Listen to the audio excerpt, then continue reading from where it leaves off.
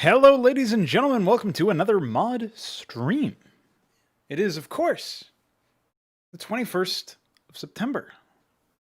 And we are a few days out from the finality of this month, which I cannot believe. 2020 has blown by today. The whole year. You know what I mean? Lately. Just can't, for the life of me, keep up to speed here.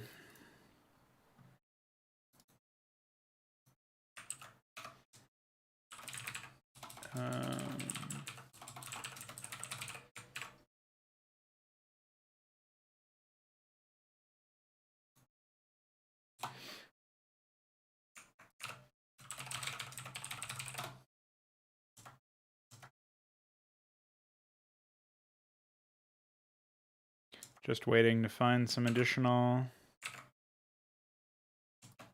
unit IDs. Gotta get rid of all these.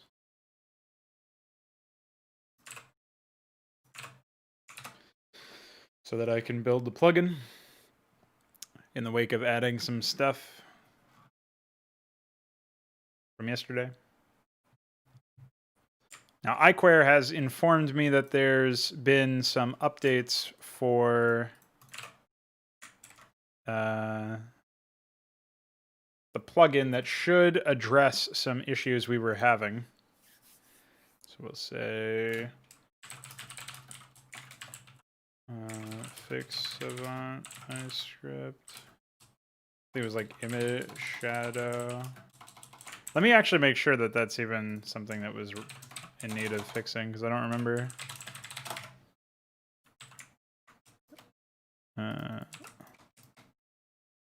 Oh, okay. It looks like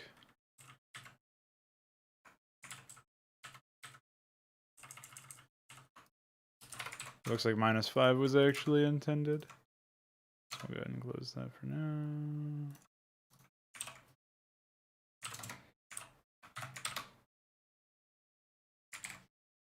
All right, we'll try that again.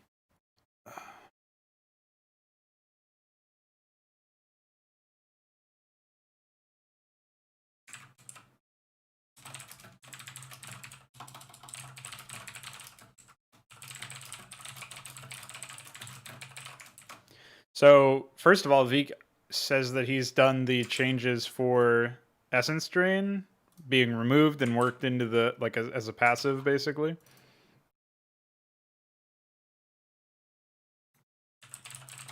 Which means I actually have to run down to the Gorgoleth here, and I should remove the button. We'll say...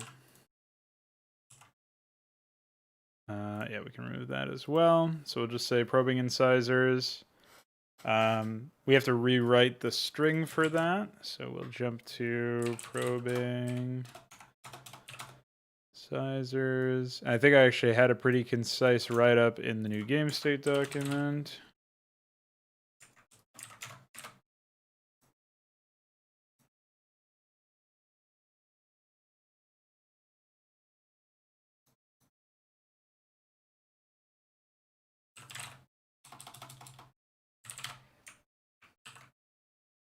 Okay. Obviously, it's called clause here.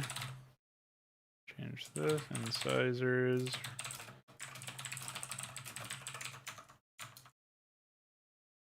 And other than that, we just have to find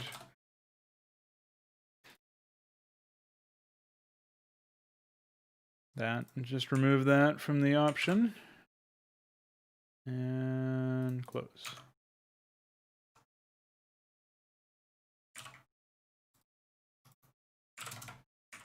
There's many different angles we can go for today's stream, by the way. Many different things that I can try and focus on, from unit implementation to other such updates. Gorgoleth steal energy equal to the damage dealt when attacking specialists. As long as Gorgoleths have sufficient energy. I guess I should change that to be while Gorgoleths have sufficient energy, their attacks deal area damage and cost 10 energy per attack. So that could be something that we tweak. Economy of words, that sort of thing.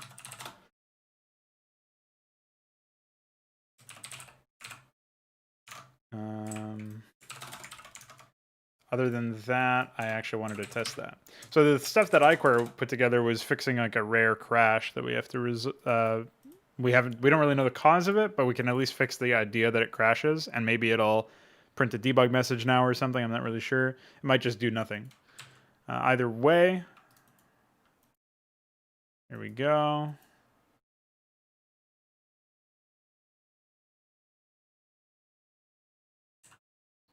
Okay, so if we have like,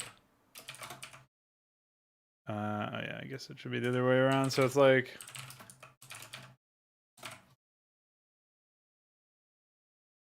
yeah, as you can see, they lost a bunch of energy there. It's like I'm spending some energy, but it just gets instantly revived, right? Whereas like if I'm just attacking one or so, it's not as much. It's particularly,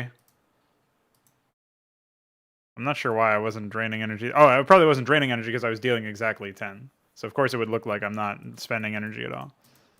So there should probably be some added hit effect or something for when the Gorgoleth, like for one, there should be a read when the Gorgoleth is dealing area damage and spending energy. But for another, there should be an effect for when the Gorgoleth is draining energy as well.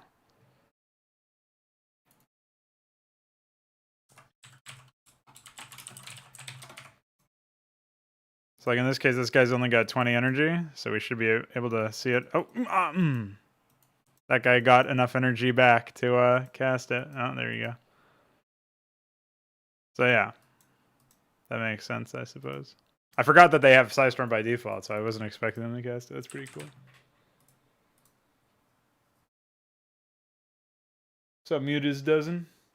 Yeah, those are like, you know, everybody called them melee ultralisks back in the day, or airborne ultralisks rather.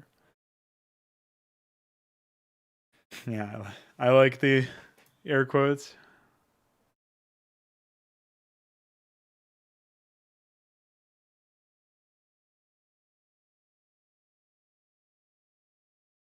There was something I was going to look for. I think it's in MISC, but it might have been building.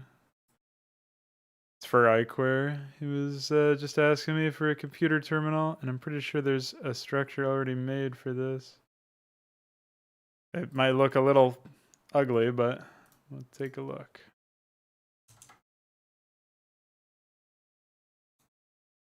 It also might be in the wrong palette. Looks fine.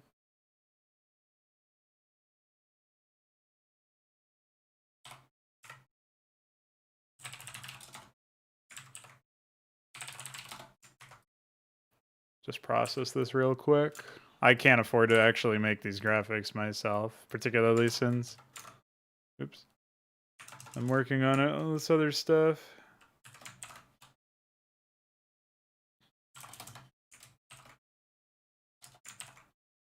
I guess I should make sure that I'm indexing it is the right palette there.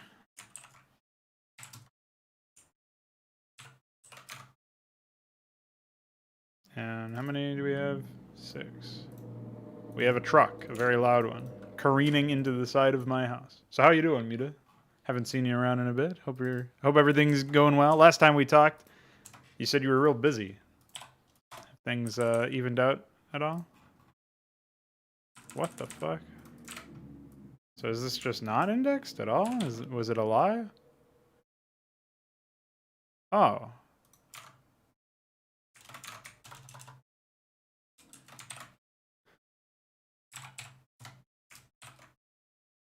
How the fuck did that happen?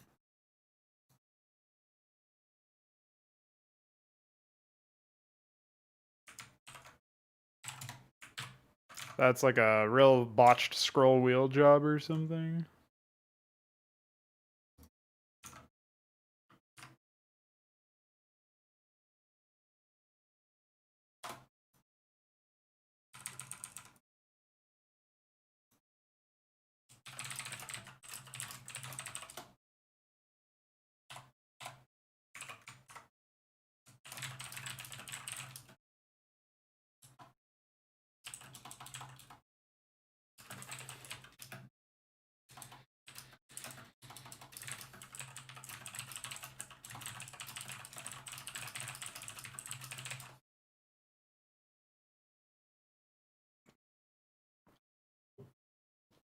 All right. So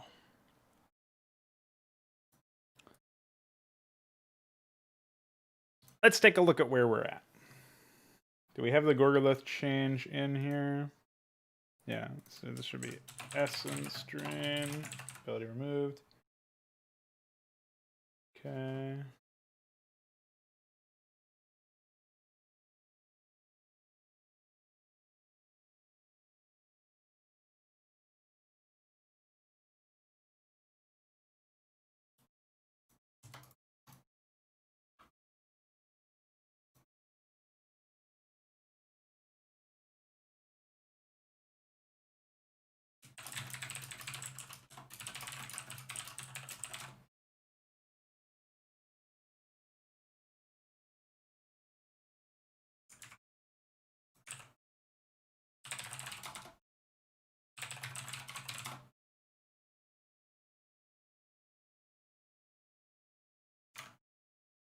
I guess I'll make a quick shadow here. I'm forgetting he's actually going to use this as a unit, presumably.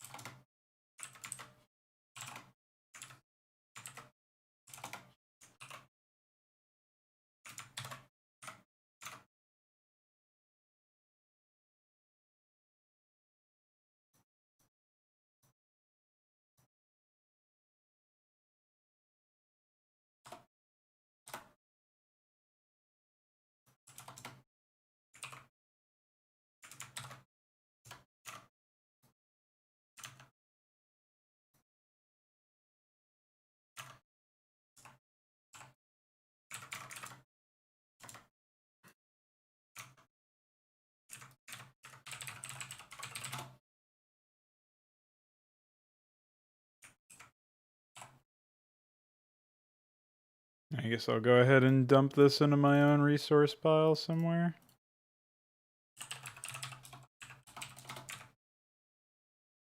I can't believe the original graphic was indexed for the installation tile, so that's really goofy to me.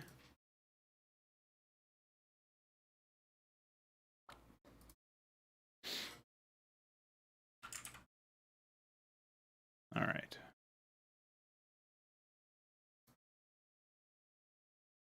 So update Gorgolith command card and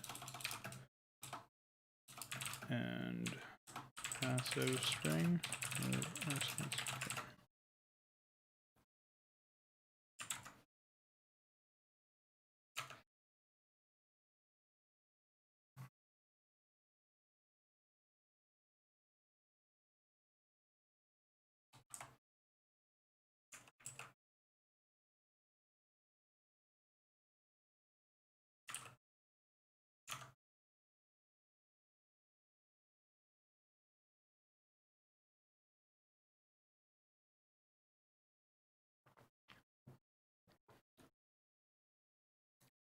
So I think we'll probably do some tile set stuff today.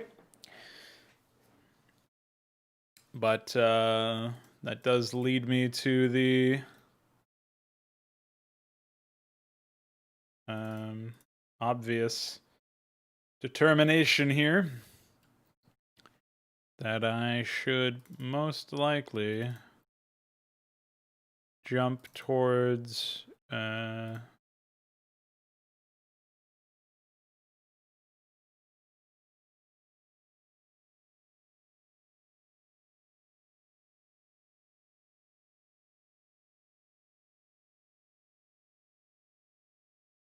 Oh, actually, this might be really useful now that I think about it.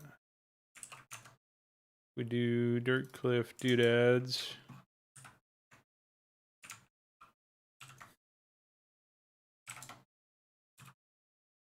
And we just grab these. And we disable this. Thing is, I'm not sure where he intends to place these. So I don't actually know.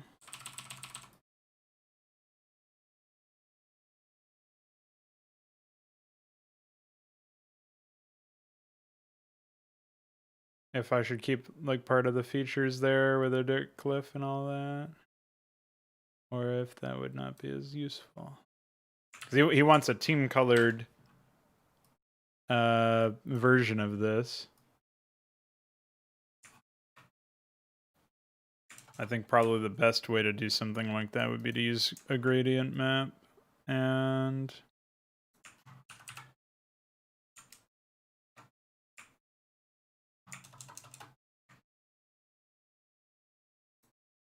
hit them with the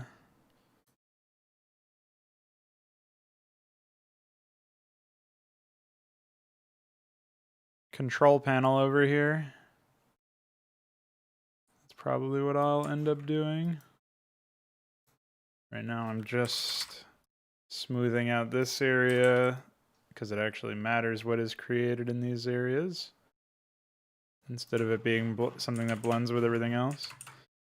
Okay.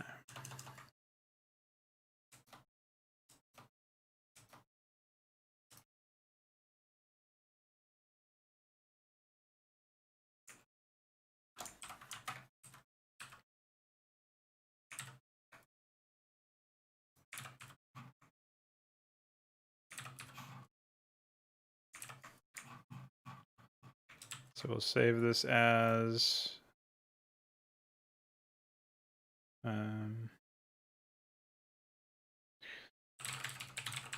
install entrance. And we can go ahead and delete all this.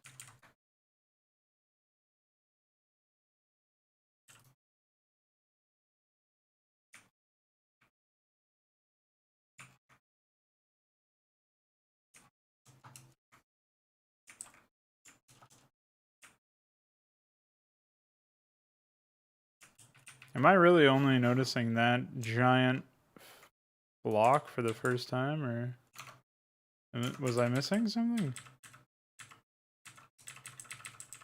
Apparently not. Wow. There's actually just like a missing tile over here that I'll have to fix later on, potentially.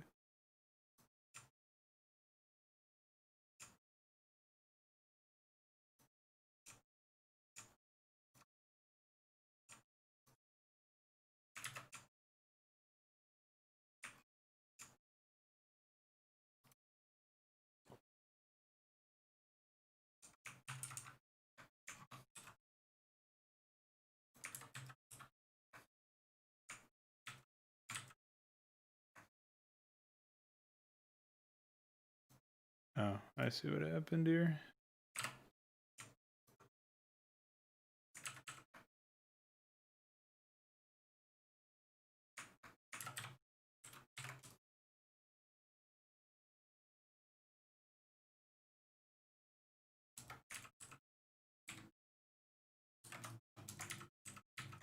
Okay.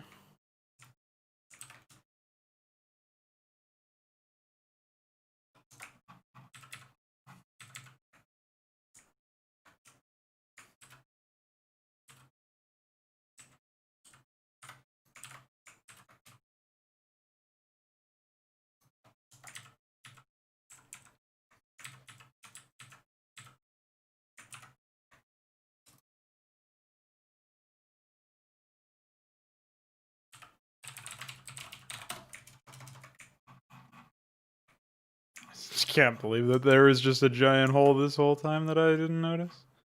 Whatever, no big deal.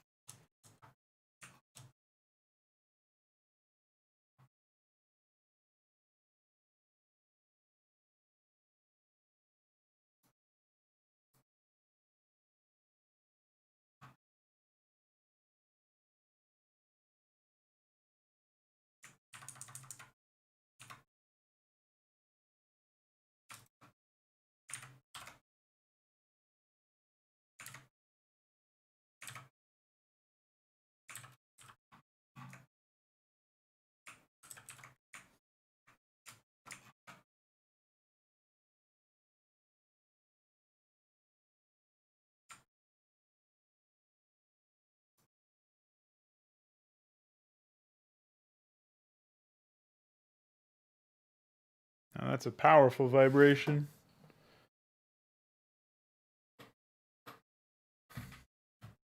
Okay. Good one.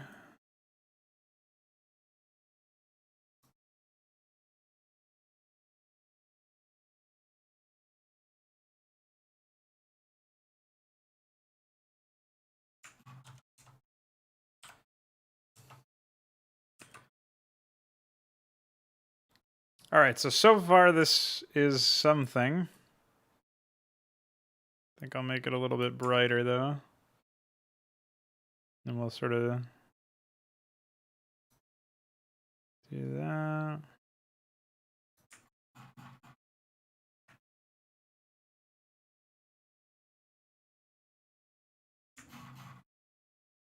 All right, I think we'll stick with that for now. The main issue is I don't really know what else to make team colored at this point. But it would be pretty trivial. Like, we have the method now, right? So I could do something like this. Right, team color inside here, for example.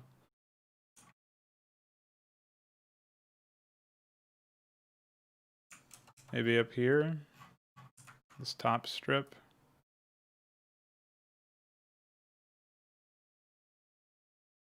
And obviously then I just add the mask to the other frames. And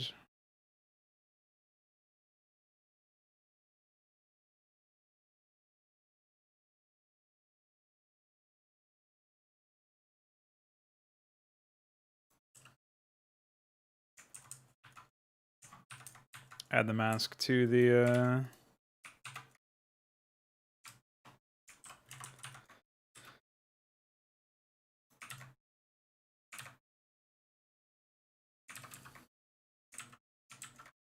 what?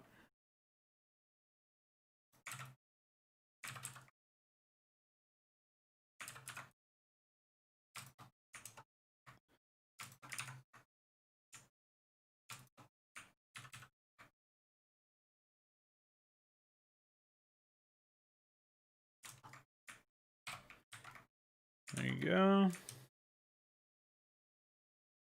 And I'm still not super happy with that thing, so I think I'll duplicate and delete everything but the top part here. And so again, we're just, oh, well, I guess that's kind of a problem, isn't it?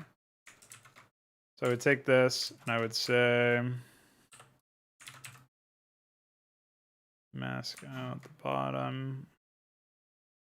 Yeah, I just Control X to the wrong thing. So now we've got a slightly, just a bit more control as to where the top strip one goes. Maybe not quite total control because we still are interacting with it with this layer too. So I think what I'll do is I'll clear out that. So this will be curves lower, curves upper, team color, cliff, cliff. There we go. So now we can keep tweaking this stuff, free of any outside interference.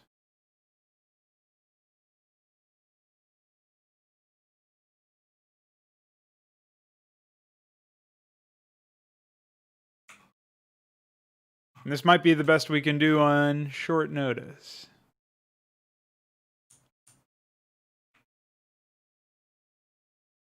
So I think we'll save it. We'll expand it out. We'll index it to game basic with a dither of 50. And we will unbiggen it.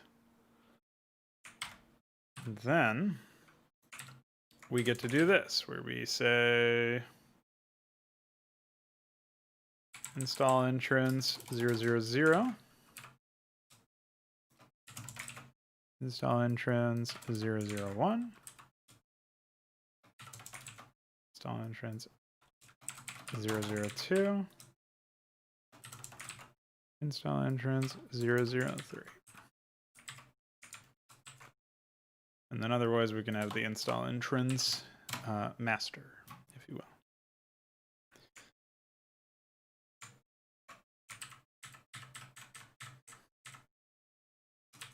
And then obviously we'll save over this just to make sure that we got everything absolutely correct.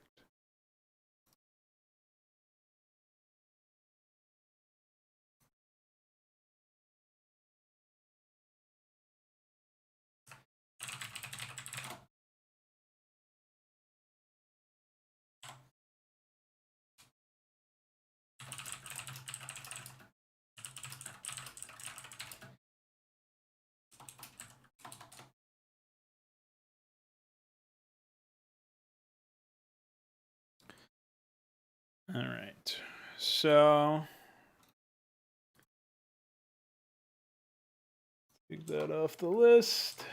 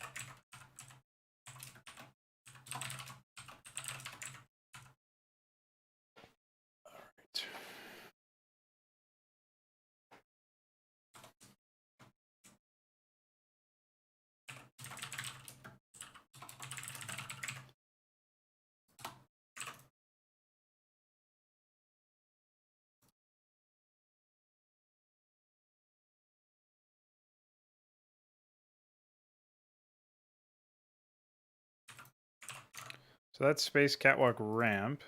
And I've got this, which is a disaster. And I think I should just index it as the space platform.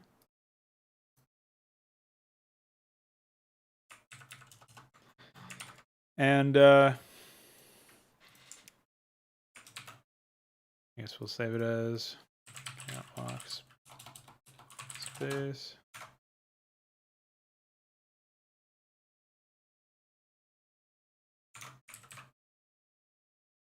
Oh, we also had space catwalk. Perfect. So now I can do...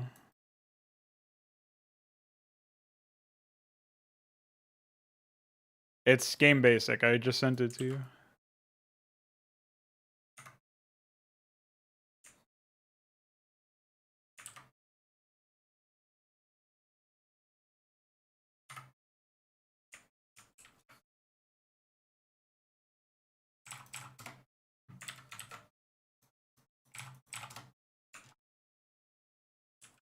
The fuck?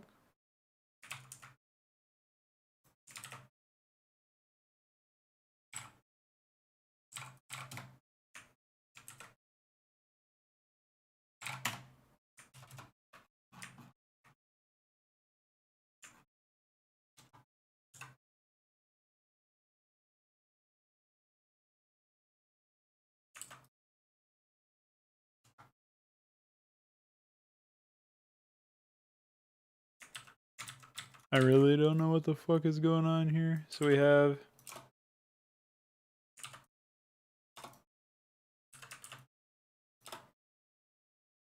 Let's go ahead and delete all this for now because I don't feel like looking at it.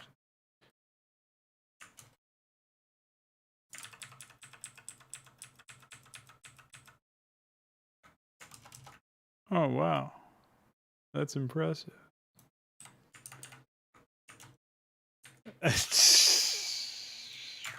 I'm not sure if that's...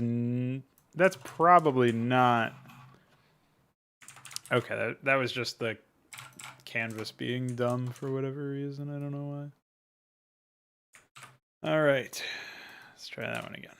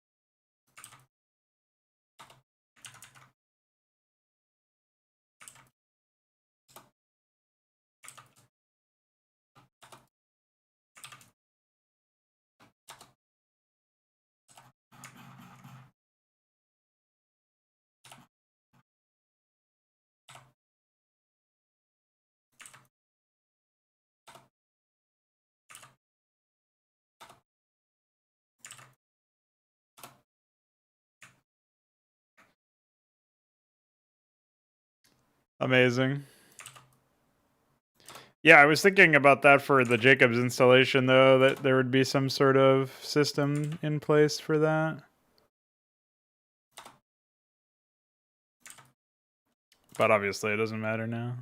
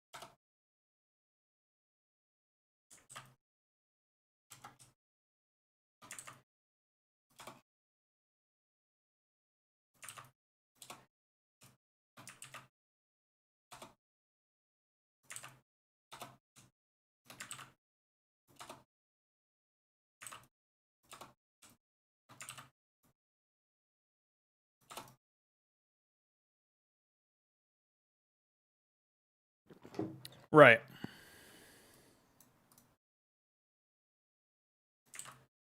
Yeah, that makes sense to me.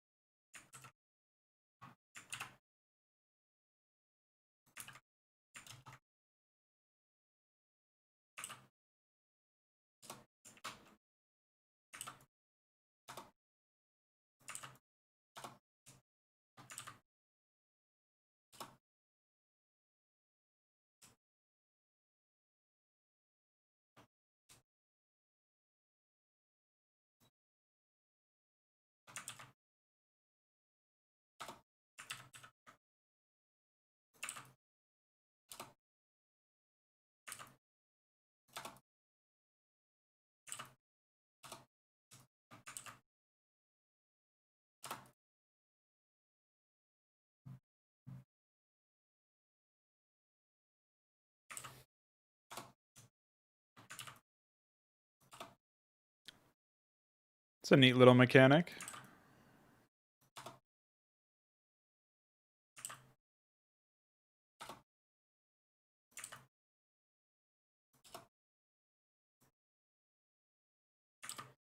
It was pretty, in a way, exciting and also disheartening that I was thinking about all of the things that I wanted to add for Acropolis, the co-op mode. And as I was writing them all down in that document, I was like, oh, half of this shit is not going to play nice with Broodware. I'm going to have to wait for the new engine for most of this stuff. So, like, in a way, it was like, cool, I'm actually thinking about stuff that will be exciting to explore when we have the capabilities. And then another part of me was like, why can't I just do it now?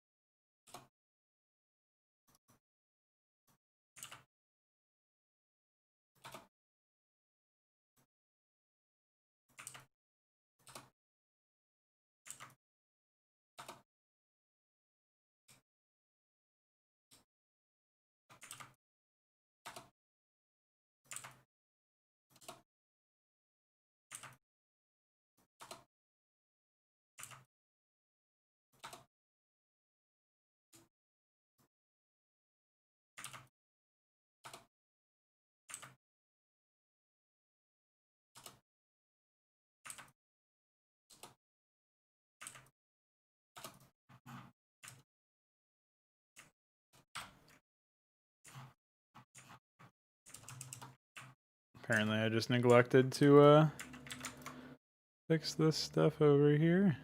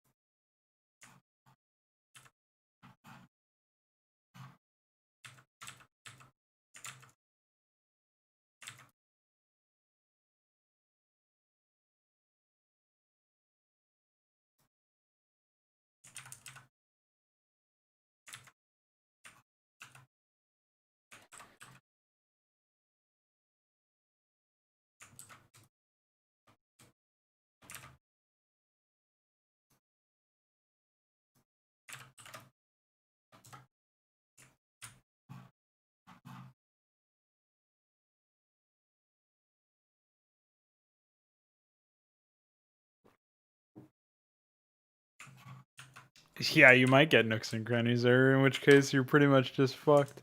Can you believe that that's an actual error that can be had in the game? Just some weird, arbitrary limitation. It's crazy to me. Obviously, we live in a world of arbitrary limitations, but still. That is particularly unforgivable in my mind.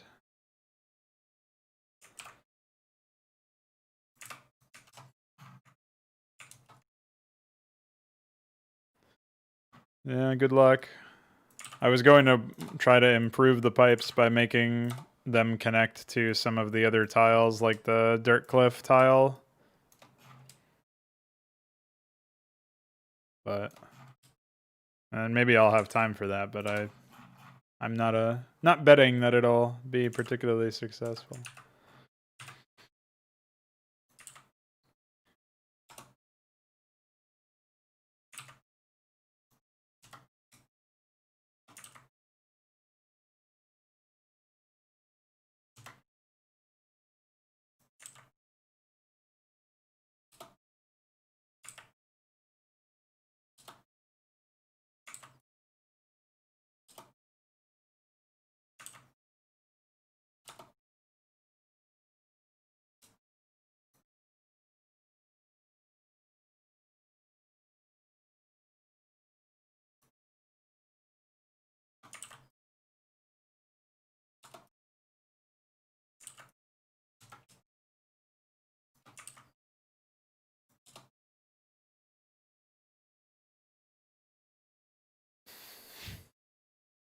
Yeah.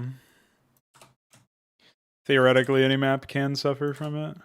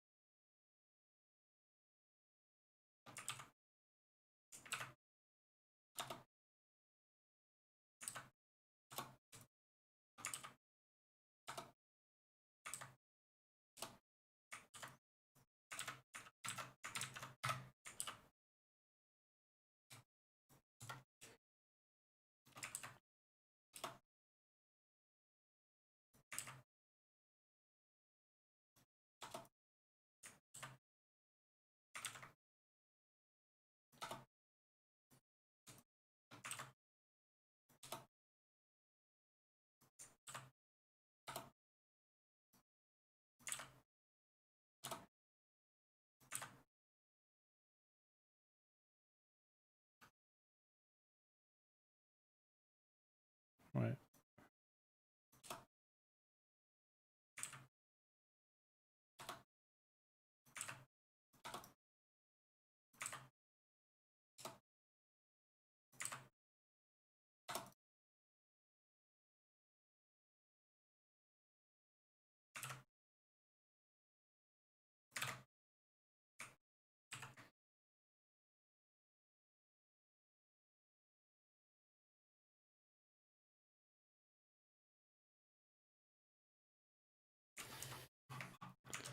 Well, it's definitely going to be infinitely better, I'll tell you that much.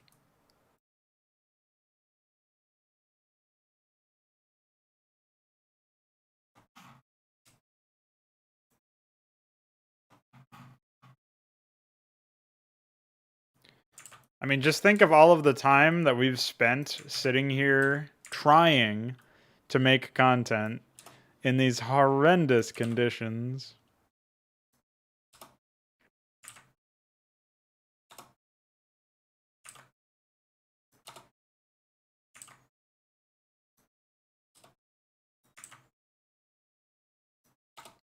And think of how much better it's going to be when we have better conditions where we can finally be creatively liberated, we'll say.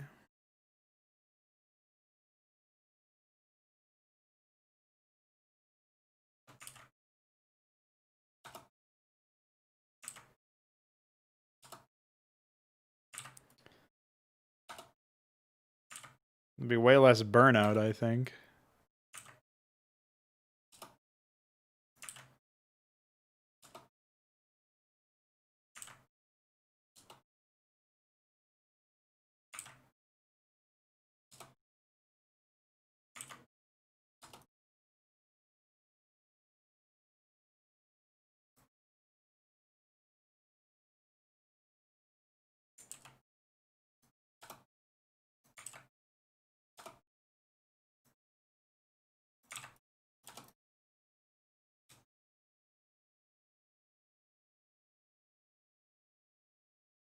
Won't have to do this, for example. It's funny because I'm thinking like of all the things that I do, right? It's like almost all of them are stupid workarounds because of shitty engine.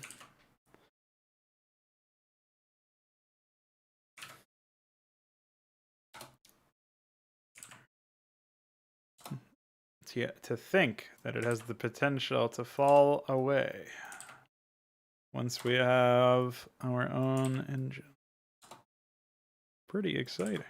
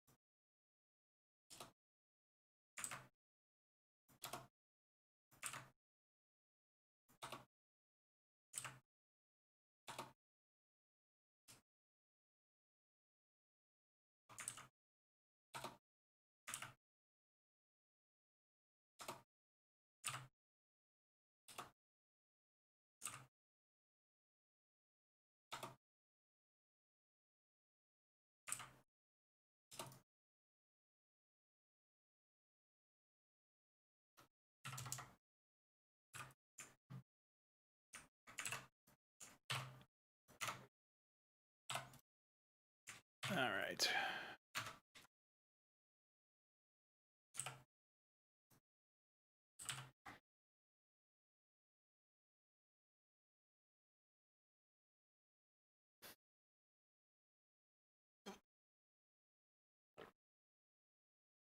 I saw the upgrade jump. I didn't know about the freeze, but I assume that's related to your work and not anything to do with like an AI command or whatever.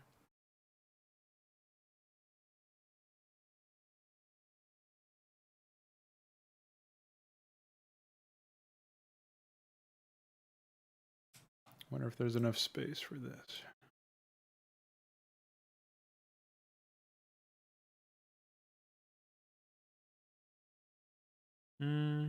Nope.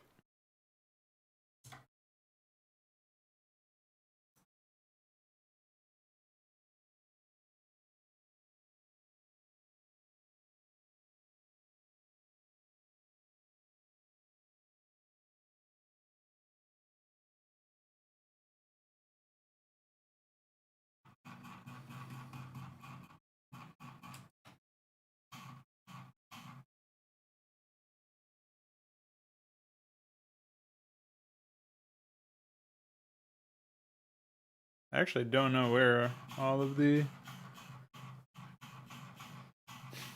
existing ones are. I guess they're probably down here.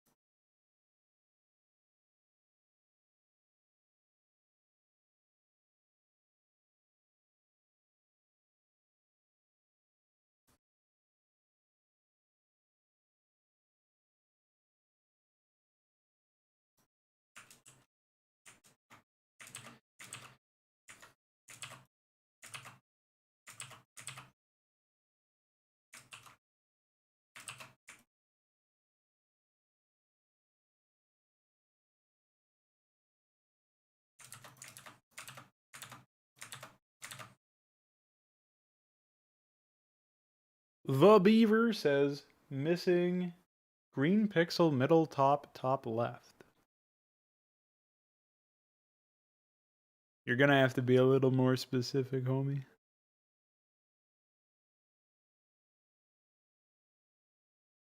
Oh, right here. Presumably what you were talking about. Thanks.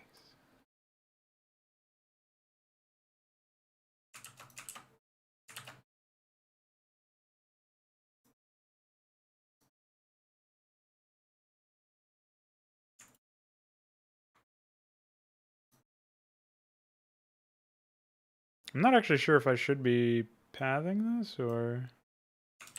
And I guess why not? It doesn't... Probably is not going to hurt.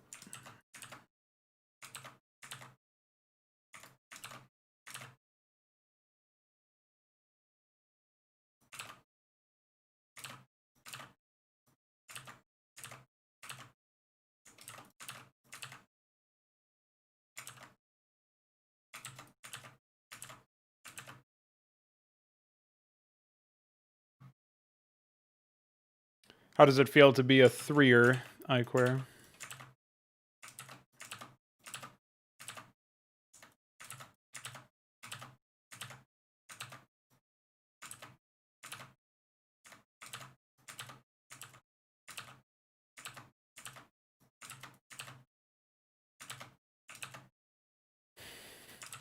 Why? That seems like plenty of time to me.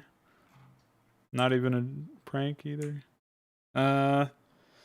Is Catwalk going to be high? Yeah, I think so.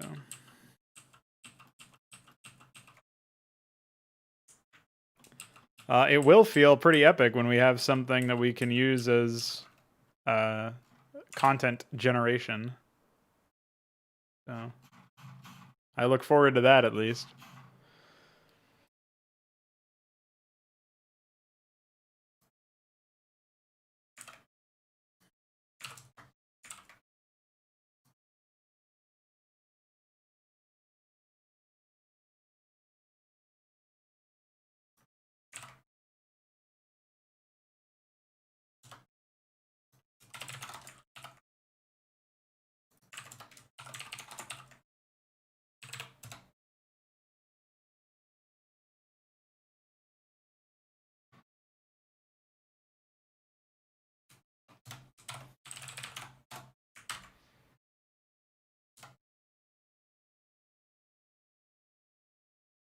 Oh, for a second I thought I opened the wrong map because it was Badlands in the top left-hand corner.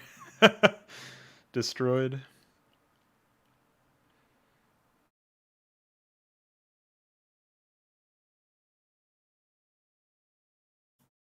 It wasn't as good as Brood War, but it was the closest we got after Brood War to a competent attempt. So I don't know. It was also a game that was completely rushed out of the window, you know, rushed out of the... Not even... They didn't even make it to the door. They just chucked it out the window. So...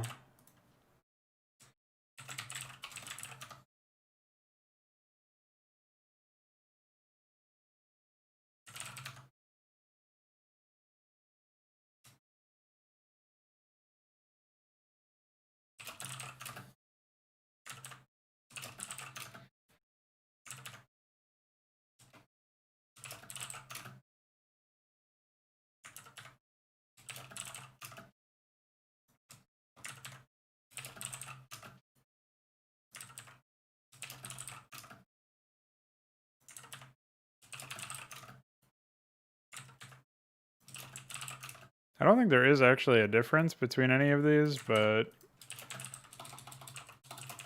whatever. Maybe I'll add some pattern changing later on. I will leave the possibility open anyway.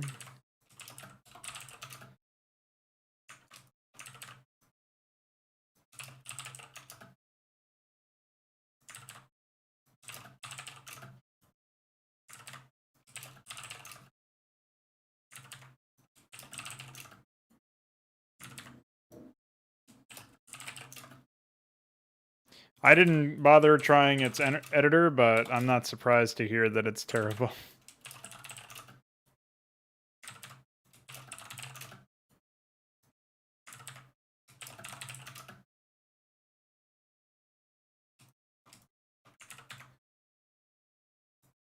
Oh, wow. That's pretty bad when it's like a core element of their game and they've got to do it with triggers. I think Heroes of the Storm has like champions in that game, or heroes or whatever. That I guess it would be heroes considering the name of the... I'm an idiot, I didn't save the fucking brush. I can't believe it allows you to get away with not saving your brush in this program. It just doesn't warn you at all. Like, really, nobody ever used this program once. Clearly. I am the only one. What misery.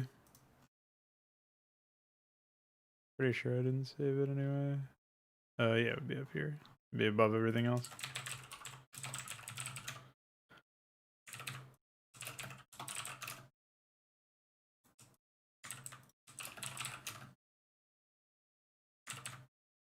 Well, now you guys get to watch the same content over, so that's pretty exciting, I'm sure.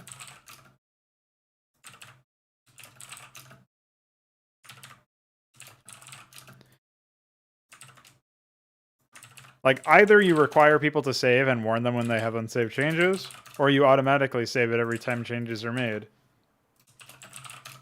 And don't warn them about anything because it's automatically saved. But you don't do both of the worst things there. Like, come on.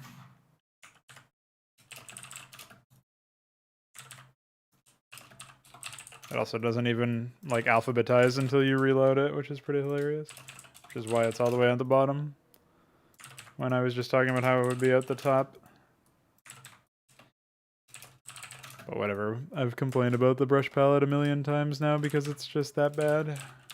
And it has not received any updates since it was overhauled.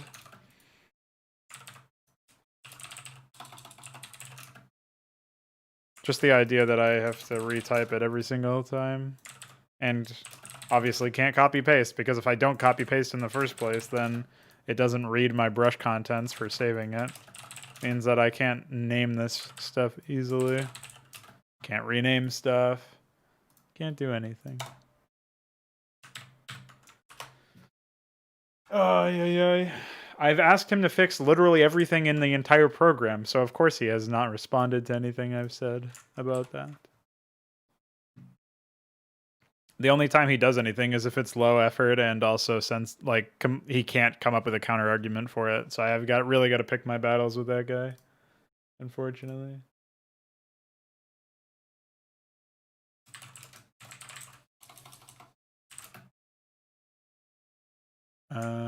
Oh yeah, I should actually be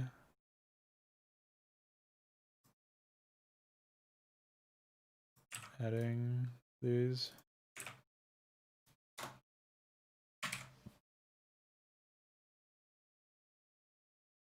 Takes so long to recheck because there's an exe in the file.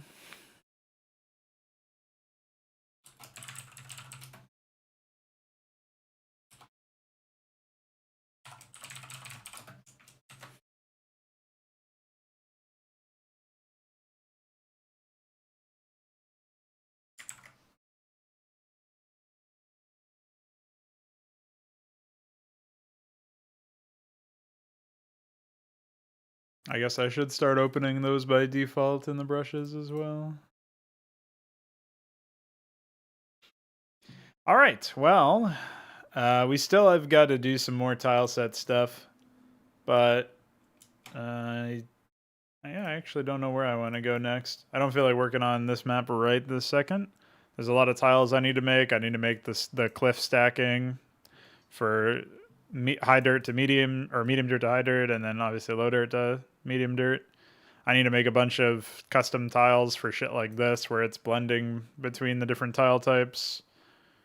I need to make a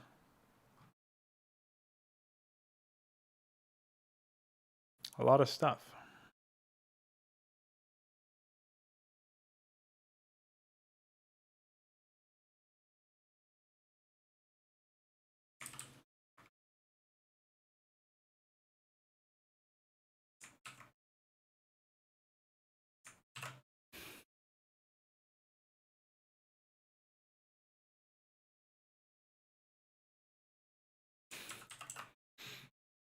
So dumb. Dumb and goofy. Anyway, so since I have to do so much tile set stuff and I don't really feel like doing that right this second, when I come back from my bathroom break, I will almost certainly jump into some more modding, general modding for HYDRA. I guess I'll pick either the Argosy units or the nanite assembly units to start implementing. And yeah. See y'all in a little bit. BRB.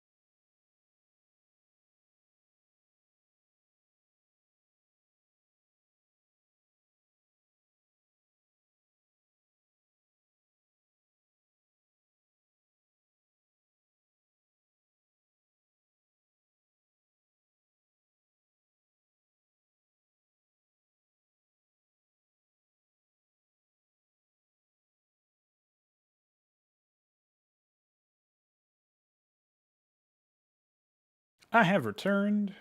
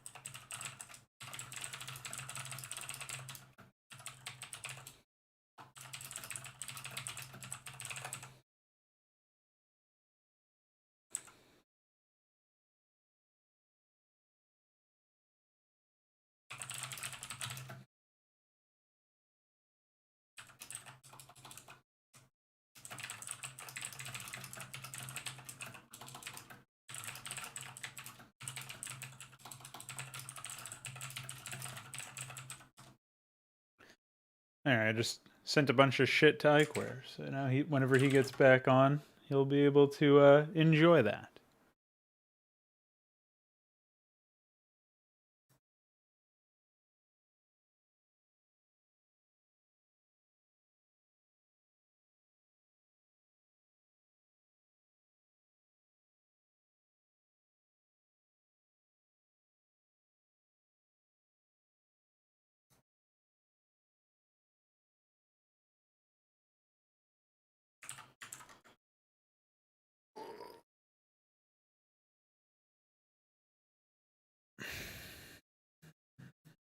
Oh, what now, phone? Oh. This is probably a prank.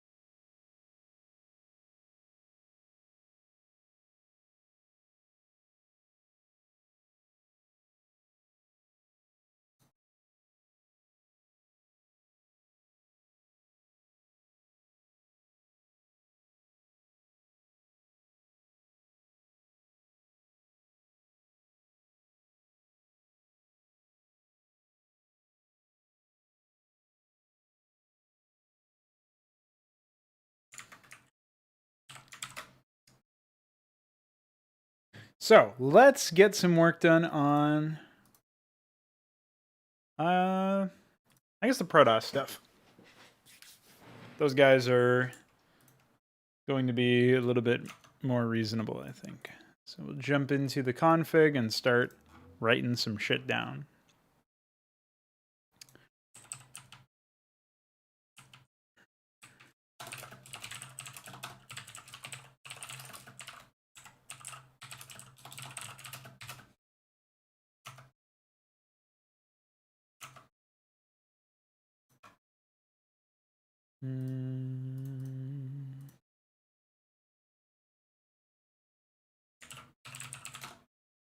So we got 25.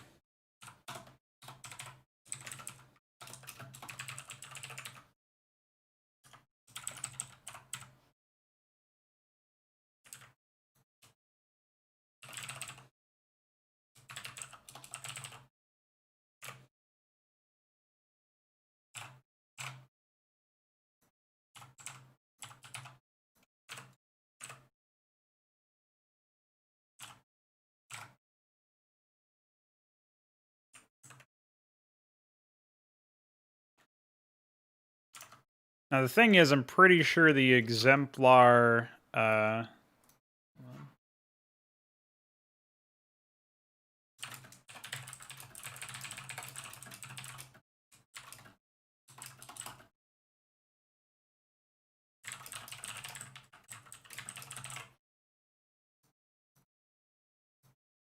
don't actually remember what their flingy entry is, but I think they're Kakaru.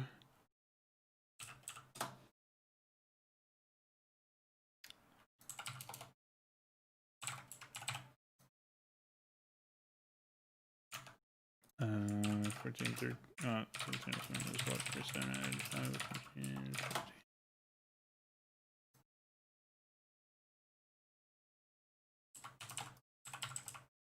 Should just bookmark this.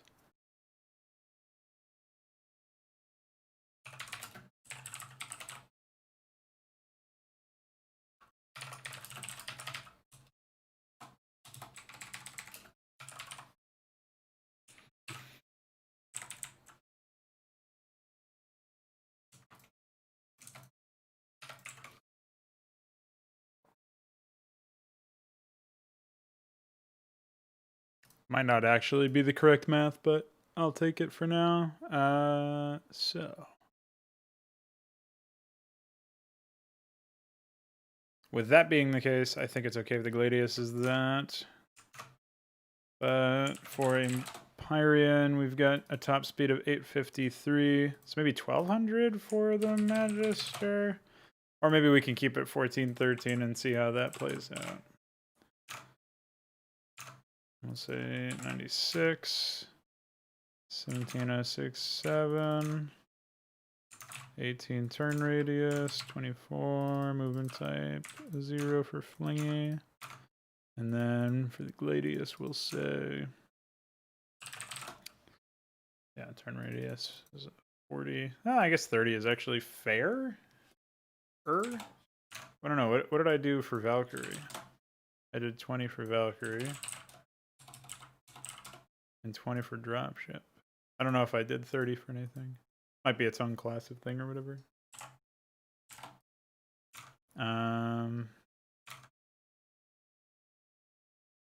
That's probably fine, but what am I doing for Wraith here? Acceleration of 67. Yeah, I guess we'll try that. We'll see if that works out. I don't know. Okay.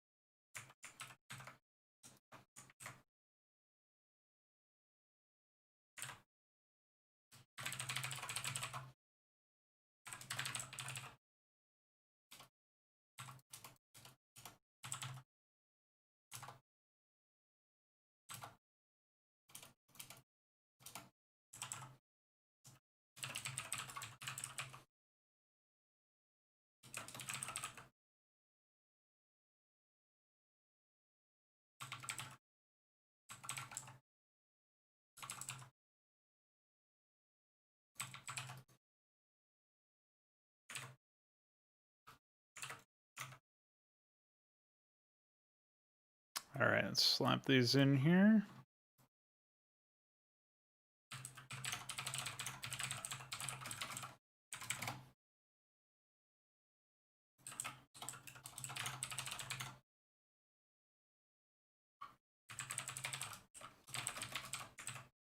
So we're at 1074.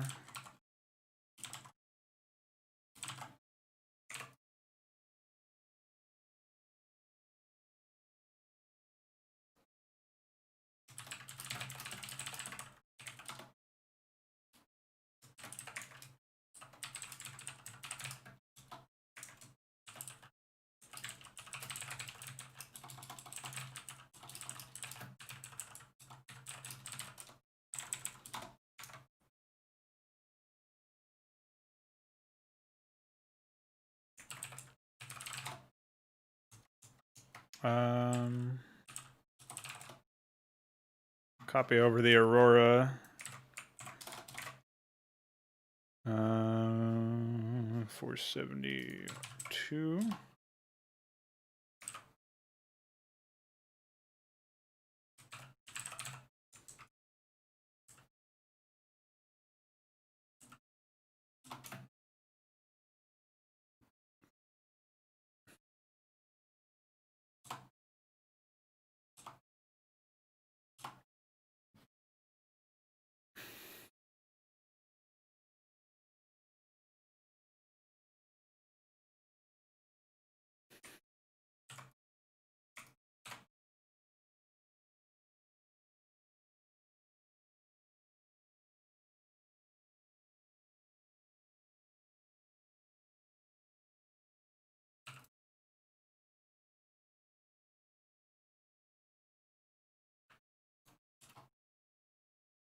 I'm assuming this is actually scout warp flash. Okay.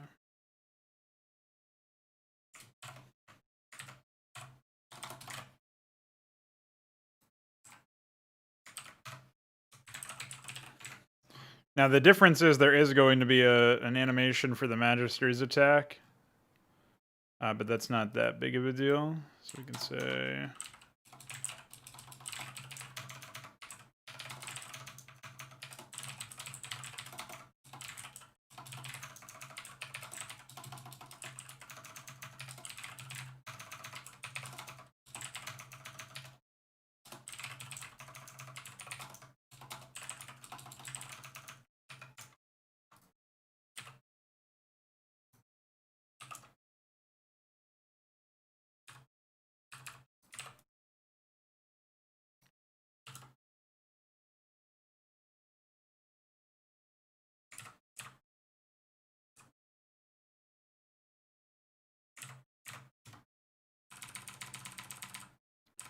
I'm gonna say 1, 2, 3, 4, 5.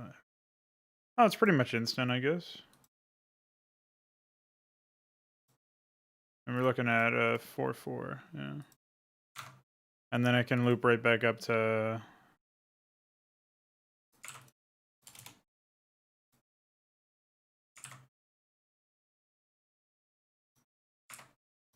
Alright, so we'll just know break code started at the beginning then.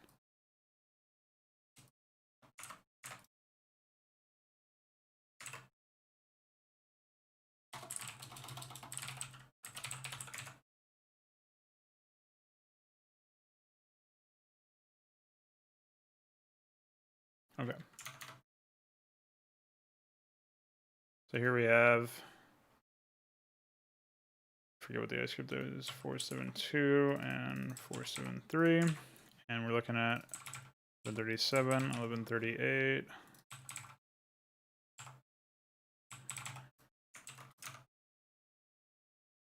Okay, so in theory, I actually should be able to spawn these units in using console commands and test them out.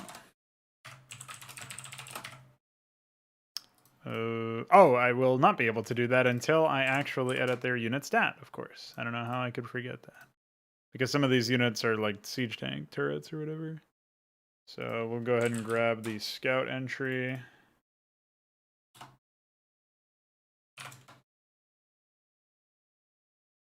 We'll paste it over both of these. And we'll say, well, I guess that's fine for now. We just want to be able to test to make sure that the graphics appear to work.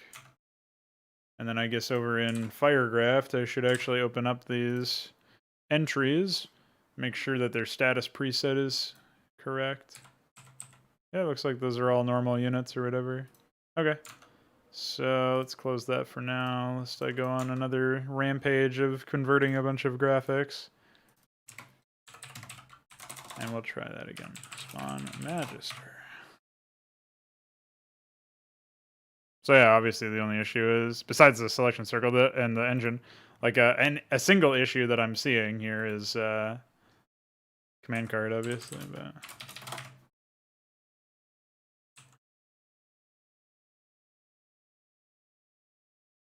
Yeah, it looks pretty smooth, actually. I don't know what kind of projectile it'll have, or it won't really have a projectile, but hit scan for sure. But I also wonder if this one even needs an engine, because it's kind of like, it almost looks like it doesn't really need one. But this one obviously needs. It's actually a bit bulkier craft than I expected. Like, it's not that different than I thought it was actually going to be smaller, basically, but.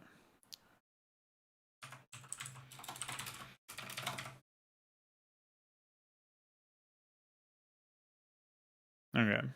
Everything seems fine there. All right, so we'll say basic commands.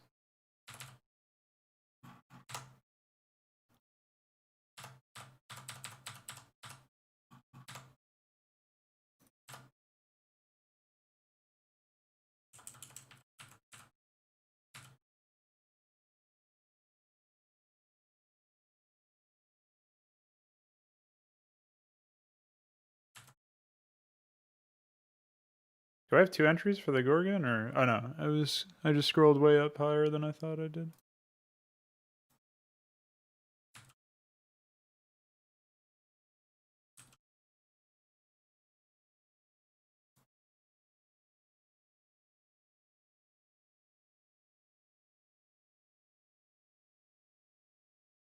Why is the connected unit for Sarah Kerrigan 1? Is that normal?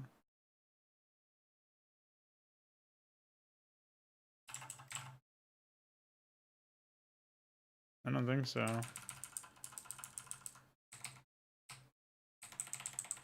It's also weird that only the Alan Shezer turret was set to unselectable.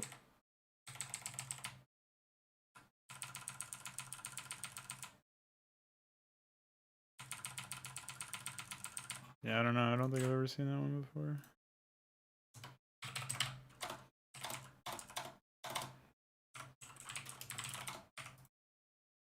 Oh, seems to be fine. Okay. So let's go to the Magister then and remove the engines. And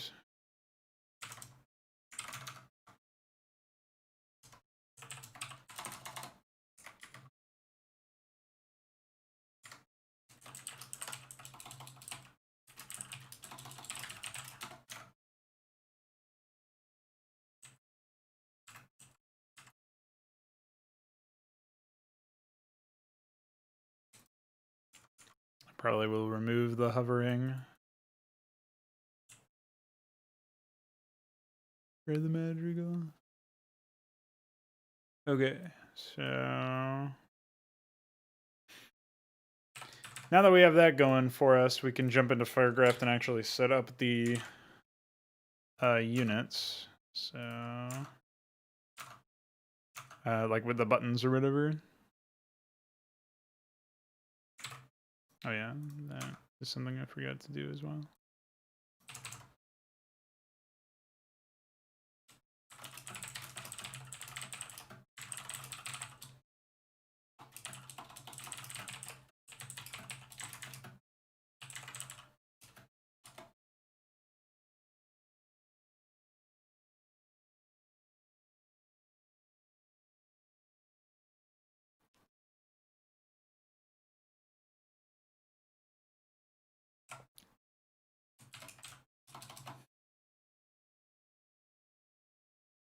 So we've got Carrier C, Arbiter A, Star Sovereign will probably be like V or R or even S. Empyrean is E, and then we're adding the Magister for which can be G or T, whatever one we want there. I think I'll do G.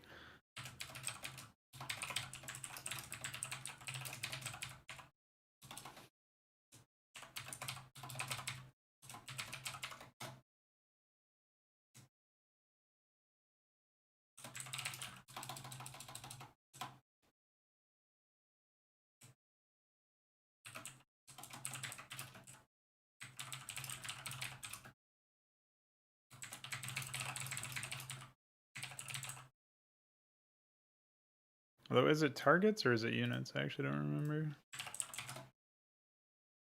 Unit.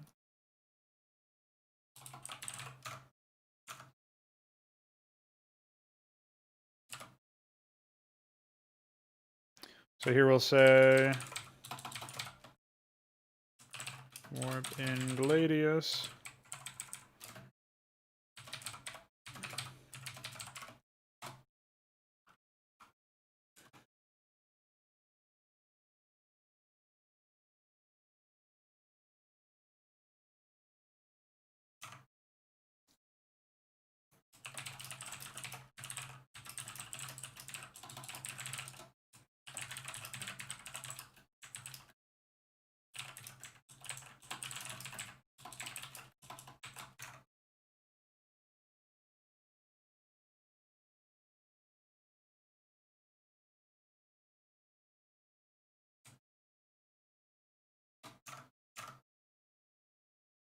That should probably be...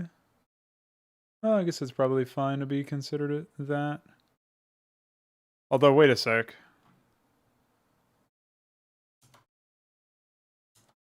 Oh, okay, never mind. I have an old Argosy button set built over here.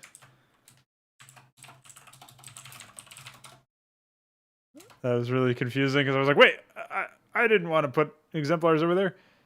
So now I know. So this ECB. Oh, arbiter's B. Probably because I had A for Aurora or something. I could just reset it to A now. It's not that big of a deal. We'll say.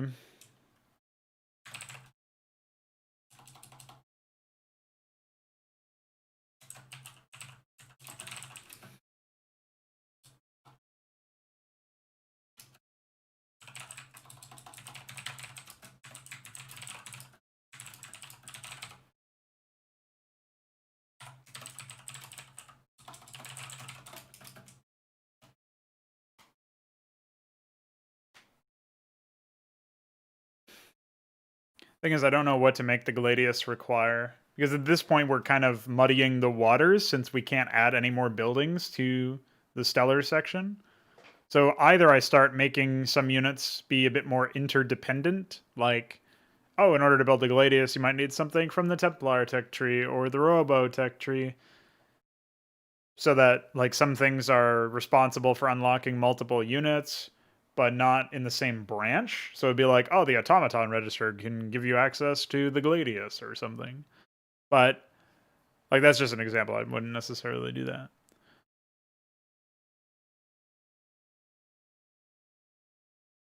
I guess I could push that angle. We could see how that ends up going. So the Gladius could require, for example, I don't think it would be automaton register because they're not robotic, so that doesn't really make any sense per se. But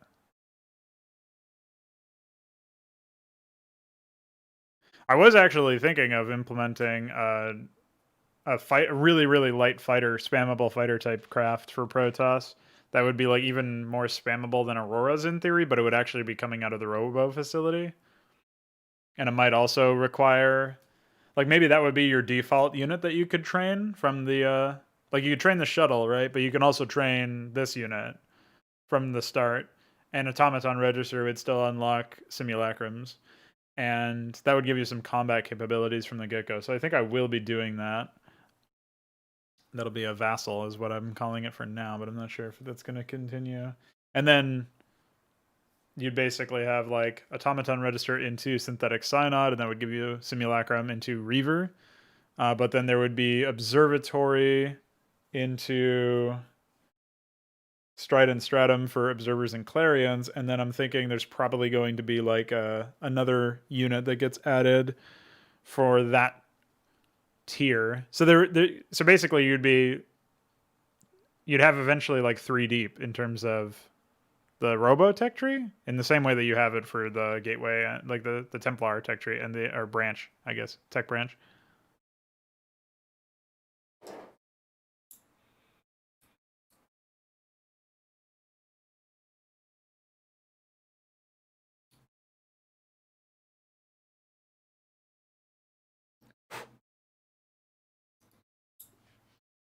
So we're trying to shadow box a solution to one of these puzzles here. Anyway, with that all said, I can kind of take this opportunity to decide what tier the Gladius should be at. Because I'm thinking that if you conceptualize Stargate as tier 1, then you already have Panoptis at tier 2, and then Exemplar is tier 3, Empyrean is tier 4. Oh no, I guess Empyrean is technically tier 3 because it requires Argosy, which is dedicated tier 2. Like, you need to have tier 2 tech in order to unlock the Argosy, tier 2 stellar tech. And then you need the Cosmic Altar, which is tier 3 for the Empyrean. So the Empyrean would be tier 3.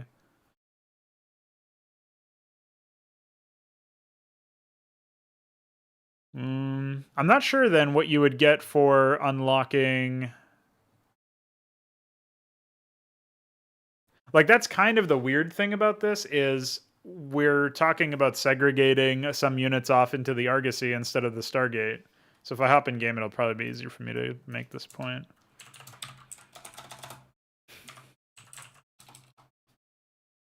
Where's my Stargate at?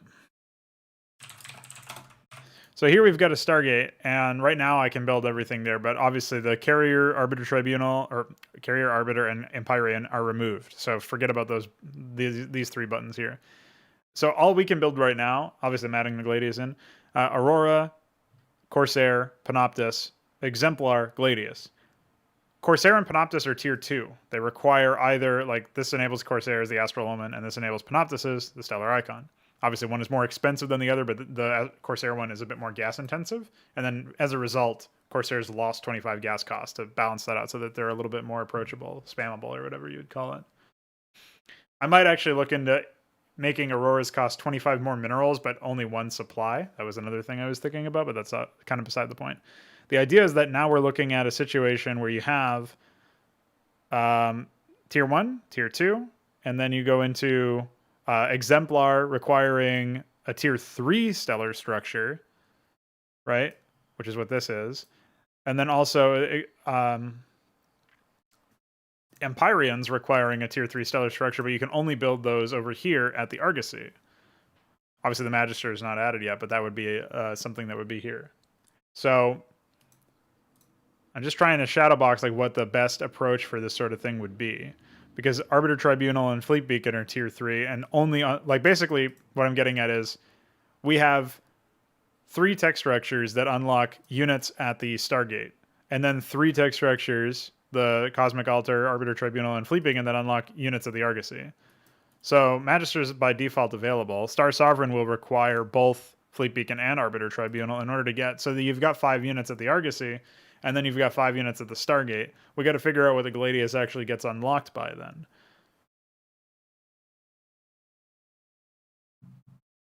Now we could return to the idea that maybe Astral Omens don't enable Corsairs after all. Maybe Corsairs are enabled by default in addition to Auroras, and then Exemplars get enabled by Astral Omens, and so your path goes like Panoptus into. So I guess it would be Exemplar into Empyrean, and then Panoptus into Gladius, or something like that. I don't know exactly what it would be like. But that seems like it's kind of pointless to... Well, it's not necessarily pointless, but... I'm just not sure that that's the right move. Because then the other issue here, right, is that if we start muddying the waters with tech requirements, making it so that, say, you need... synthetic synod or a strident strategy, like a tier 2 or tier 3 robo structure, for example, or even a tier 2 or tier 3 structure that we have here, the gateway structure, Templar structure. It only applies to 1 unit right now. So I would, and like that's it. So obviously we can't fit another stellar structure in here, right? Maybe it could require like a core structure. Like maybe it requires forge or something, which I'm open to the possibility for, the Gladius requiring a forge. But, well, rather, I guess it would have to be like Panoptus or Corsair. Maybe Corsair requires forge and Astral Omen unlocks Exemplar. Like maybe that could make sense, but I just don't see it happening, man. I think that it's like... It's too messed up, and at this point, it would probably be better, like, in a world where we didn't have limitations on units or whatever, it would be better to approach this from the perspective of a new engine where I don't have to worry about as much of this shit. Because I think that the idea that you need to get a custom tech tree structure for every single unit you want to unlock actually makes sense. So in that vein, maybe all Gladiuses require is actually an Argosy, even though it's not a tech structure per se. At least then we keep the idea.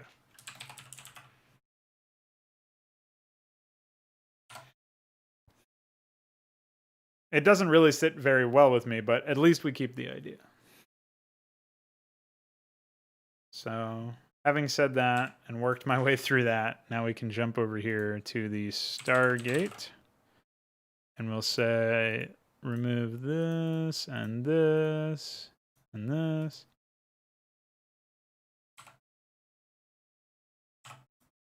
25. And we've got Warp and Gladius's 1068, 1069 is the requirement string, so I should flip these. And Down in the Argosy section, say 26 for the Magister. Say there is no requirement there. And Warped Magister is 1065. Now if we go and jump into, well, first of all, we save. Okay, we already actually have that. I'm going to copy this, paste, and we're going to jump up to Stargate for the Gladius.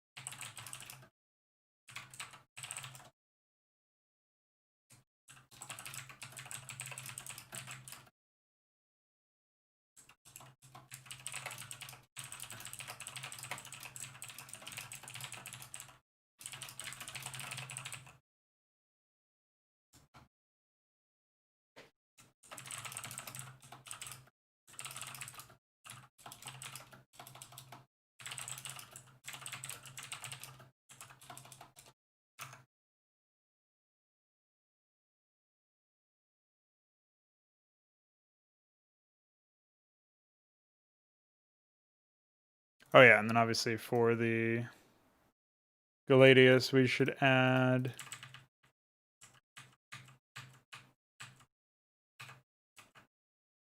an Argosy requirement.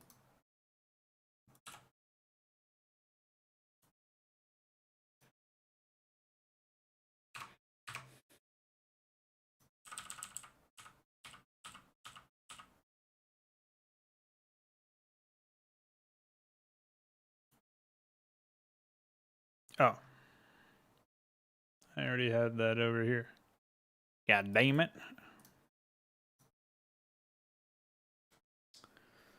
I'm still not sure if I want the Gorgon or the Salamander to be from the starport. I do think that I will move battlecruisers over to nanite assemblies after all, though. I really like the idea that they... Like, the nanite assembly will produce units at a relatively quick speed, despite their tier. The real cost will be the assembly itself. That's my current operating idea for that. But anyway, for now, I'll just go ahead and save that, because I don't know where the rest of it is going.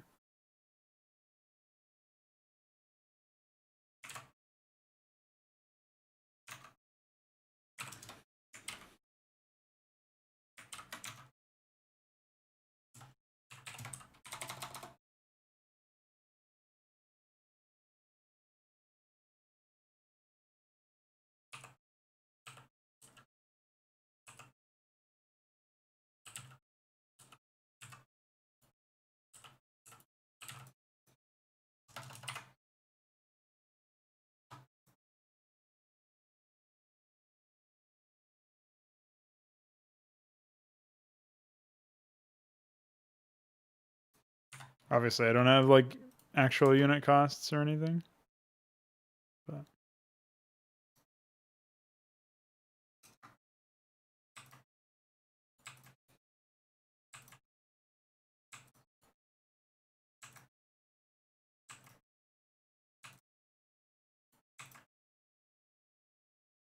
I hope I can get a better graphic than this at some point.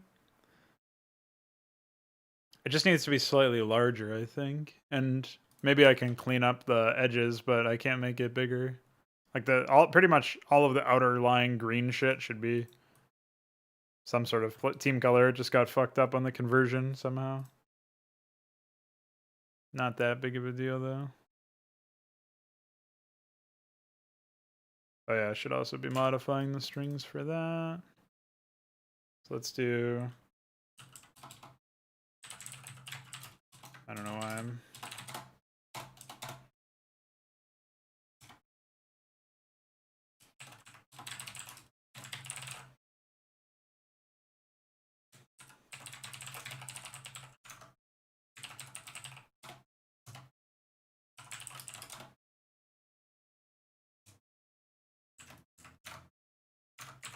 Oh, yeah.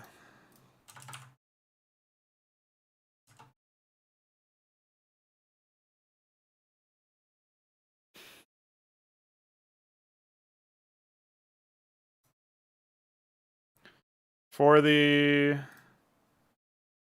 Gladius, I'm thinking one higher than the Exemplar, but otherwise identical. And the Magister is probably identical to the Gladius, if I had to guess.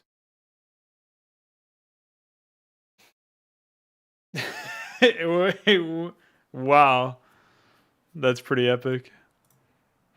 I was about to ask it, before I even read what you wrote, I was about to say, hi, DF, how are you? And then I read that. And so I can't imagine you're doing too great since you're looking at remastered art.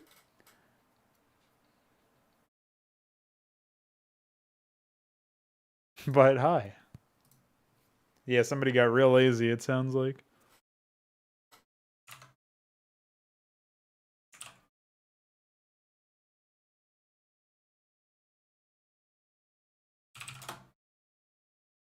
So we got 4, 45, 10. So for the Magister, I'll do the same thing. And here we'll do like 12.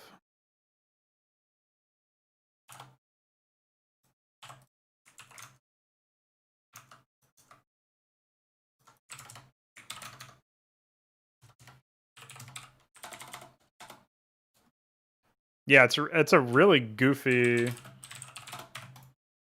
thing. I don't know why it's like that. So here's like the catch-22 is, besides like lowering it slightly. Maybe I'll set it to 4 and see what that looks like, but I'm pretty sure that's just gonna feel like it's too small, so probably is not a perfect. Oh, I guess at some angles that looks fine. I don't know. It's just that in some angles it also gets obscured, right? So not sure about that one. No, I know what you mean.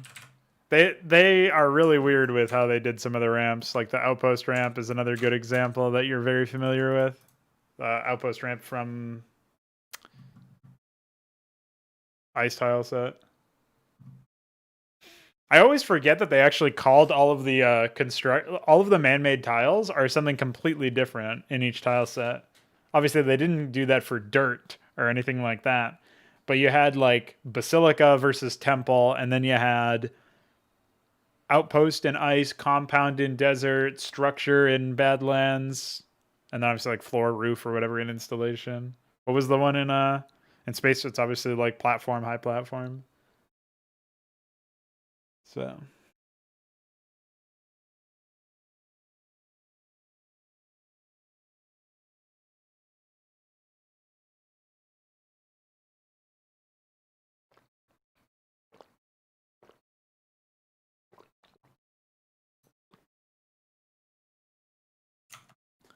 Forgot to send my, unless I actually have a wireframe for this and I'm just not aware of it. No, I don't.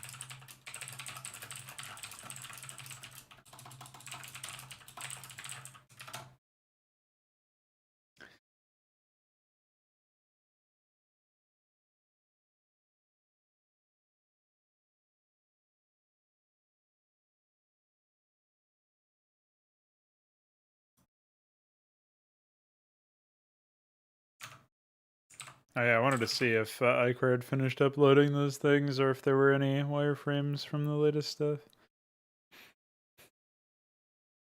I decided to finish Akhmek.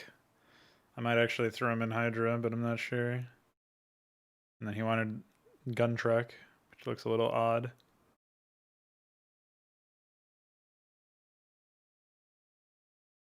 Pizza Ahmed, by the way.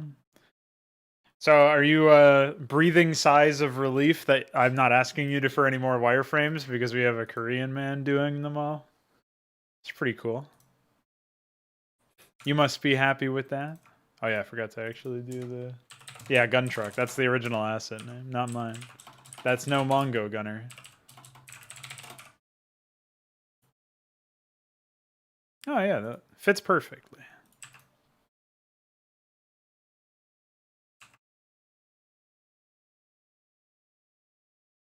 Oh, his arrow animation is wrong?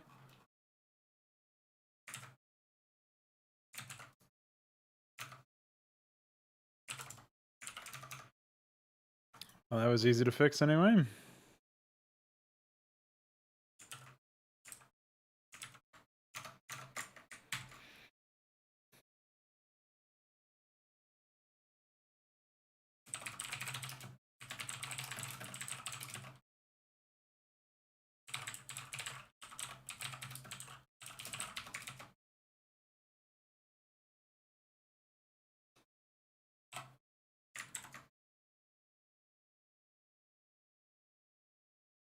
Yeah, it seems like some of the more organic ones, I mean the like the infantry ones or whatever, well maybe just in general, some of them are, they're definitely missing that little okay hand symbol that we get with yours. But you know, cheap and fast versus cheap and quality. It's that trio, that three, that Venn diagram. You can have something that's cheap and fast but won't be good. You can have something that's cheap and good but it won't be fast. You can have something that's good and fast but won't be cheap. It will be three. You know what I mean?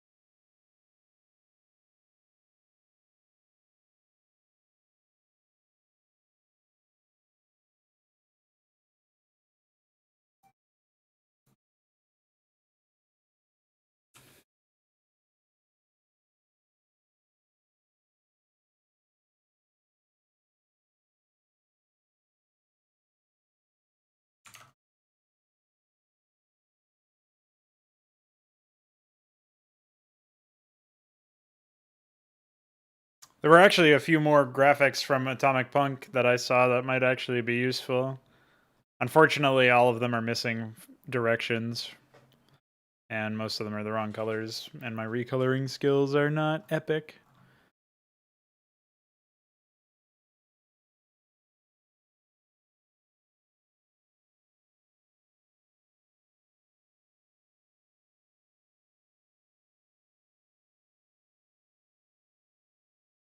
How many cop cars will drive by my house?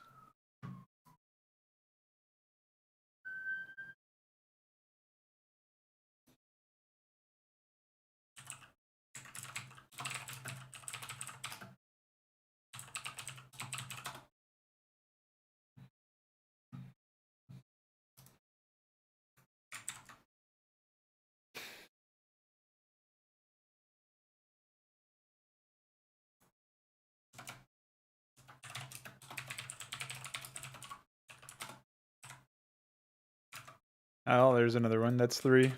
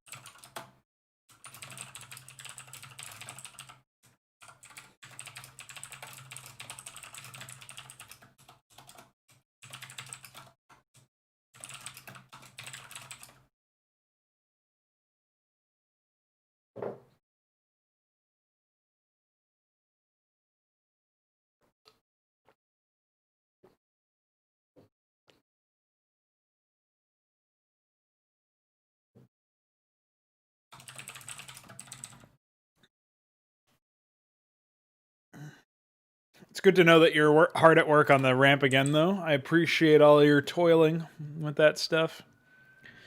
And I should remind you, as the 4th cop car rolls past my house, there's a very high chance that we will be. I think it's actually confirmed at this point. We're going to be using all of this terrain to jumpstart our new engine stuff. So it's not like I've publicly talked about the fact that we're moving away from Brood War after this. It's not like you're making all of this shit and okay, bye. Like, you know what I mean? You're all right. I don't think there will be any issues there.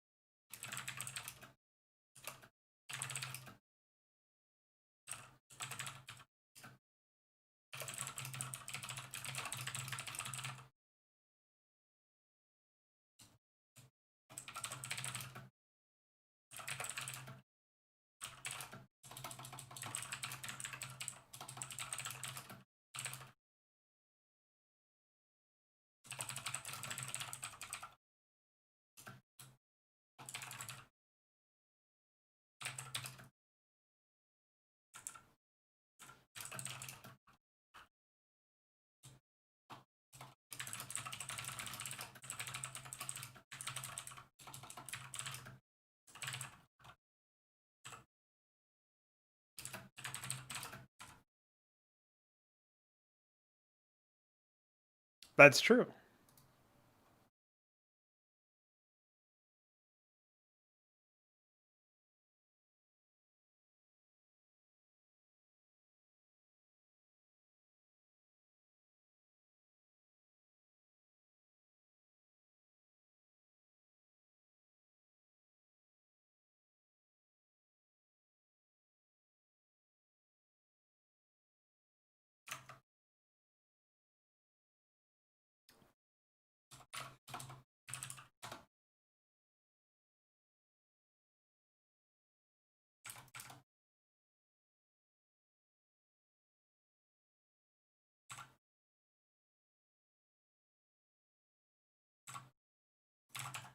Apparently, I originally had the idea that Auroras would have 1 armor. That's pretty funny.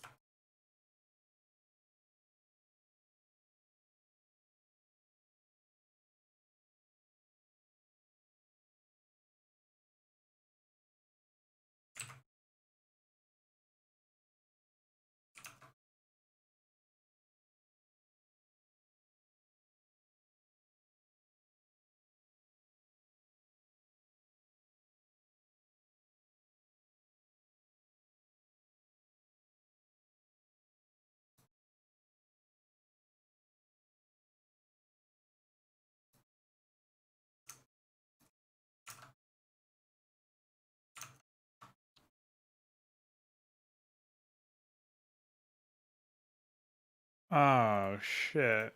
I really pranked myself there. What is 89?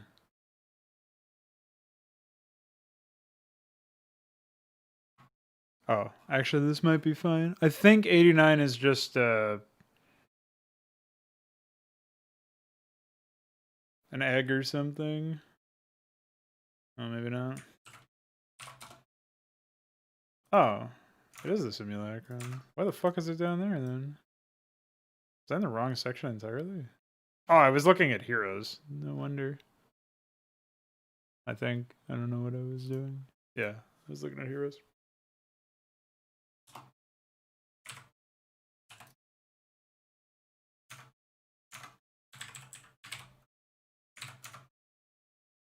Well, I can't exactly hit reset here, can I?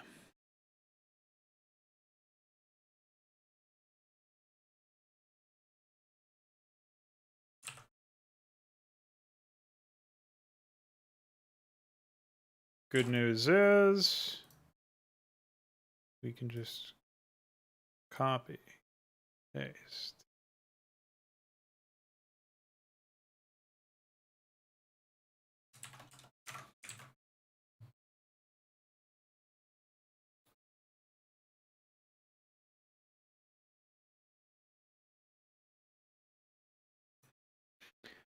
Now that's what I call a swarmer. Mm-mm-mm.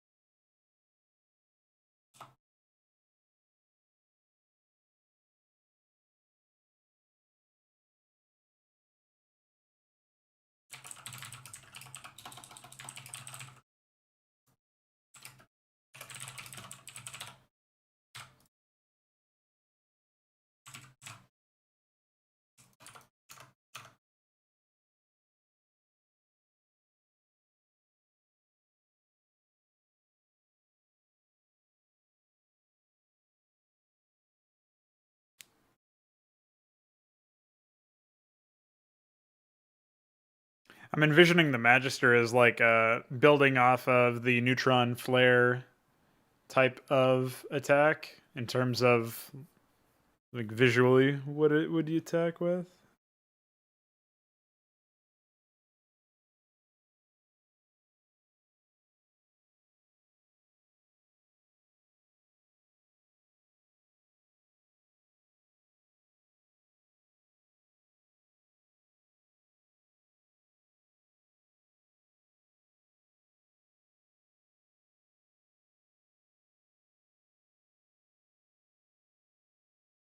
Trying to figure out what kind of weapon I want for the Gladius. Now, I actually had a write-up of this at some point. It was originally supposed to be area damage missiles, but obviously that overlaps pretty heavily with the Empyrean.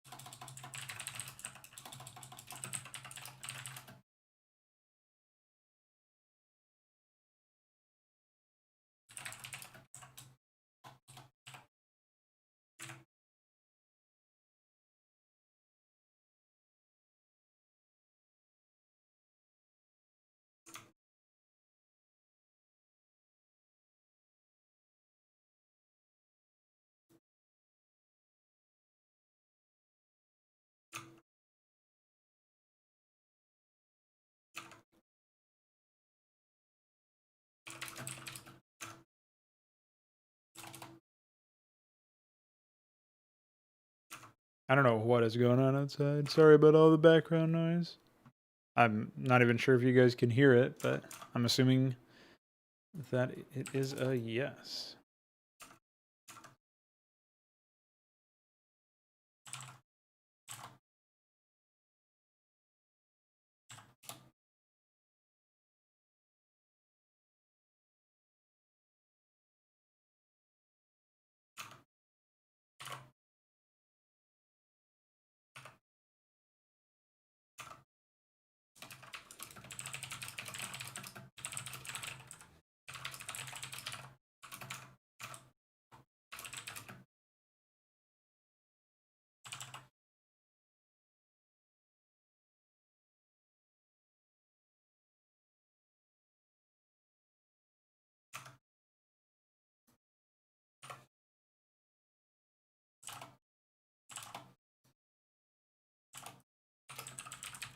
I don't know about that one.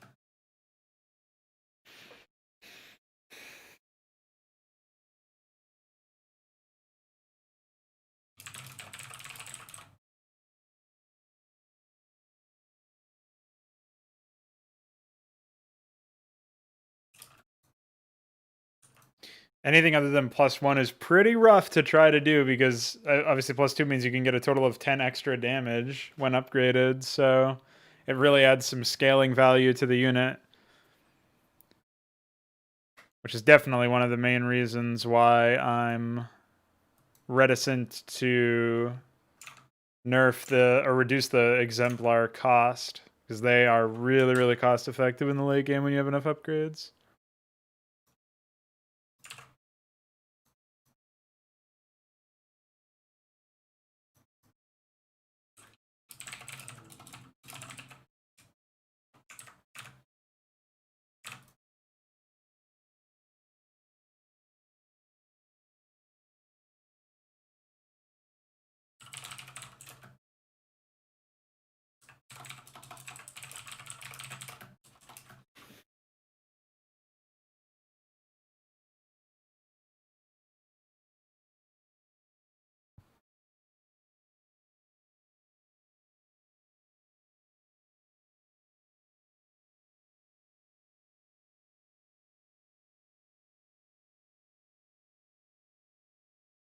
I was thinking of maybe, I guess we would need like a larger graphic for like a larger unit for this sort of thing, but I was thinking of a passive that would increase the armor of any unit that's like underneath like any ground unit underneath the Magister. I think that could be kind of cool. It's a pretty small graphic though, so it wouldn't really do the ability justice, I don't think.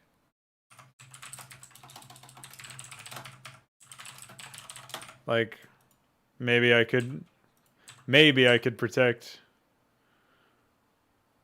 one unit or something, you know what I mean? Also, this unit's handling is way better than it probably should be, but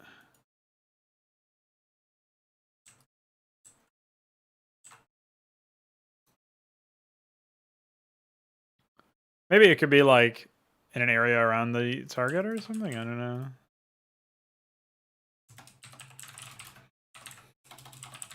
Oh, that's a different idea. Maybe all units below it have almost like it provides height advantage, so it's like +1 armor and +1 range. Maybe it could just be the range thing, I guess.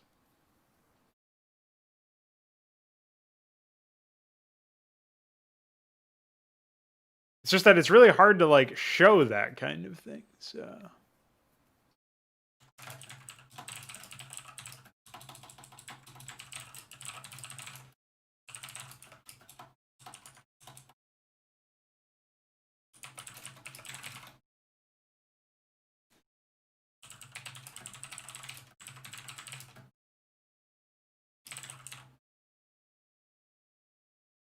oh, they're using a different automated message now. I've got to edit my Nightbot. I guess I could just ban their website.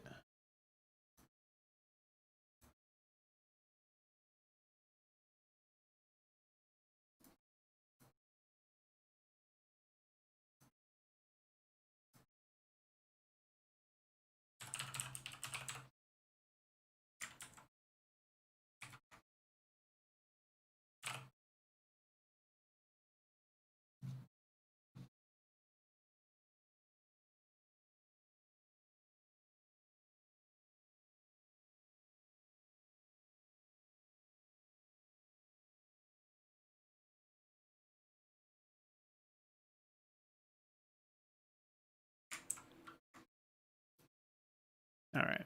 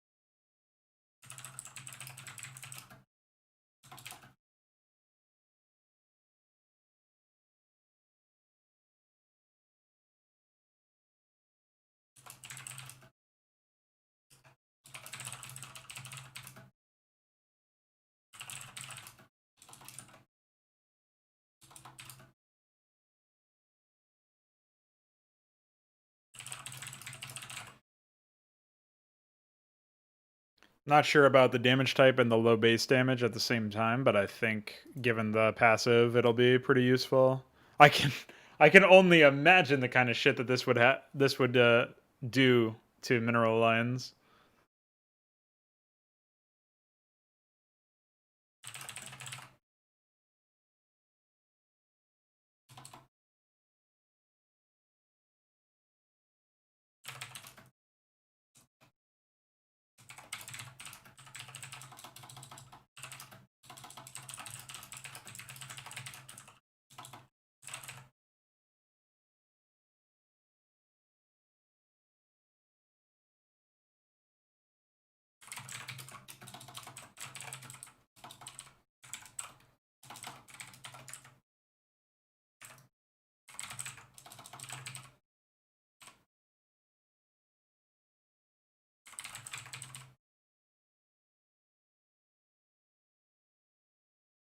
Oh.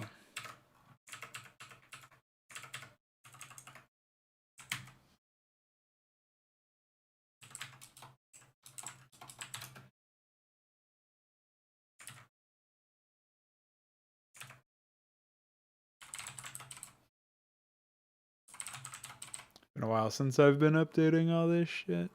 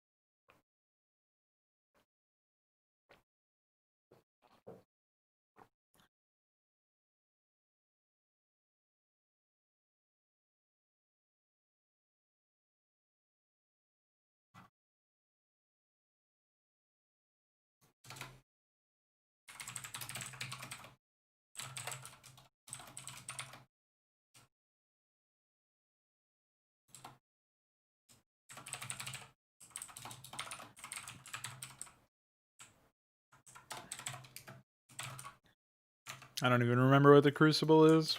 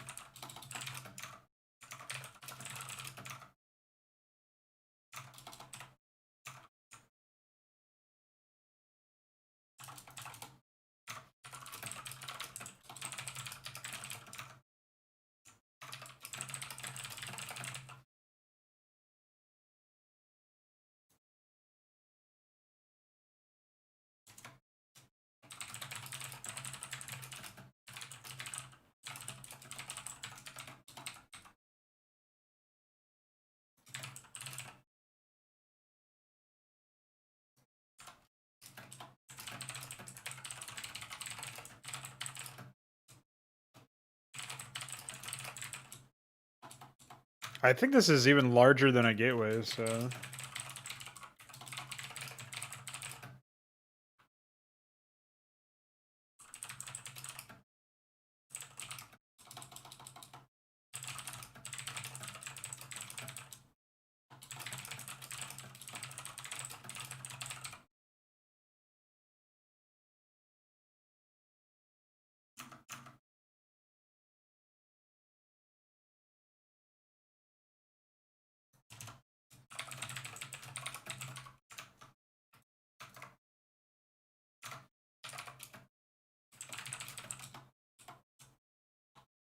I forget what 175 is.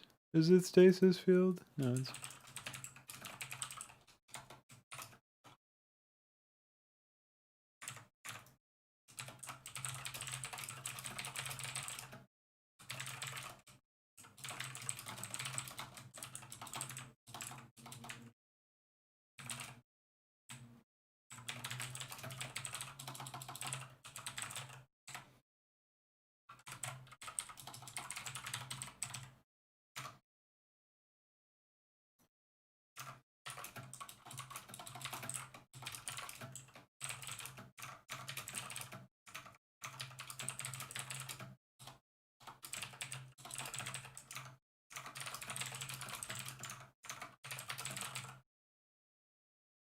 Oh, I guess this technically is already implemented, so...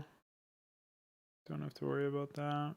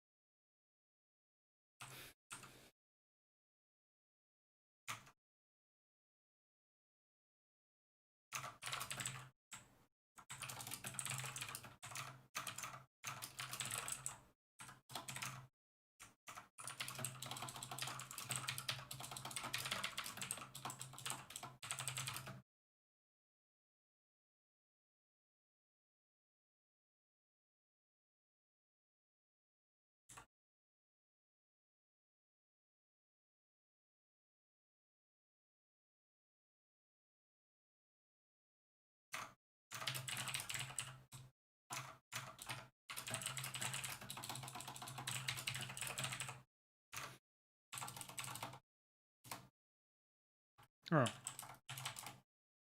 Never mind then.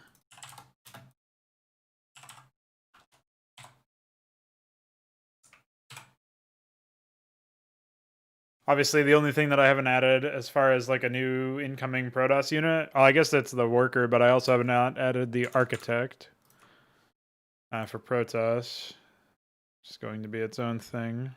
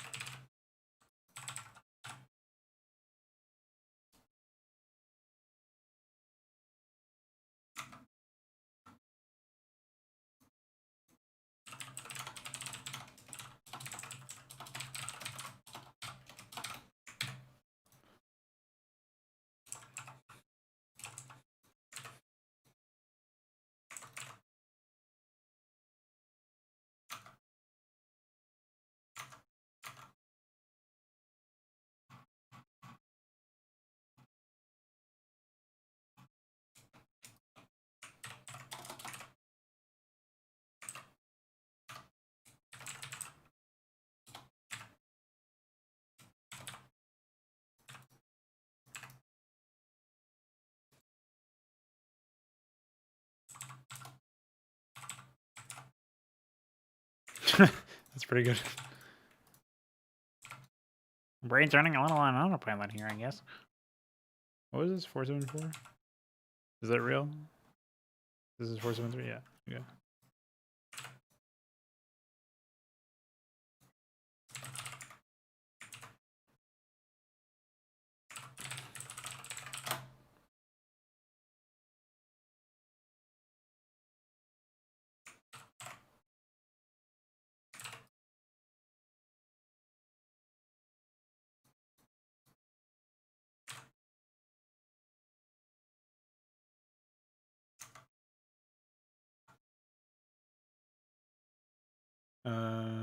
Is Aurora in here? It is.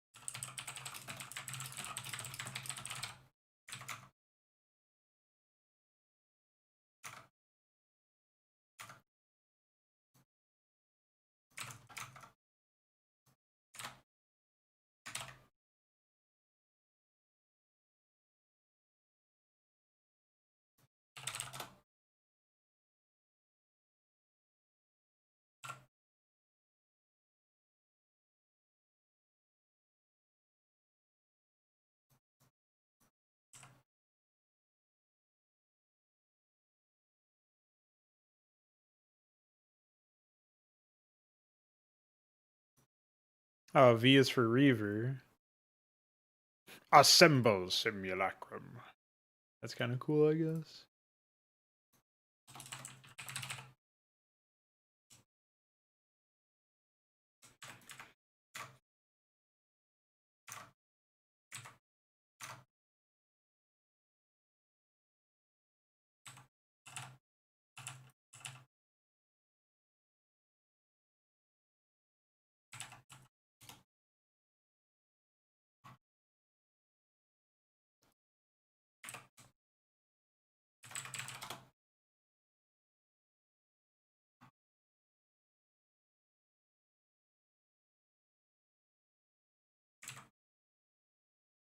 Cool.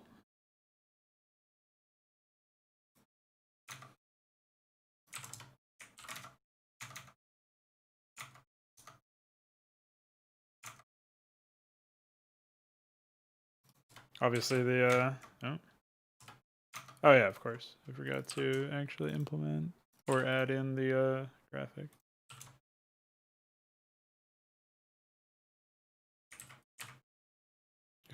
Good one. I don't think I'm using the wireframe yet, so I'll have to jump in here and fix that as well. I'm assuming I have to jump in here and fix that as well, since I didn't have any way of knowing what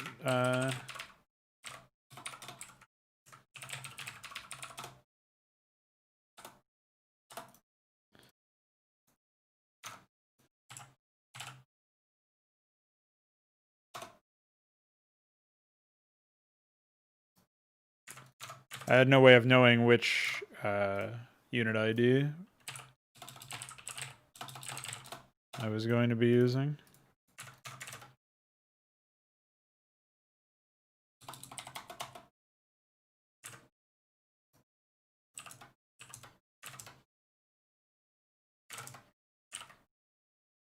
I don't know what I just clicked on. Hopefully it doesn't do anything.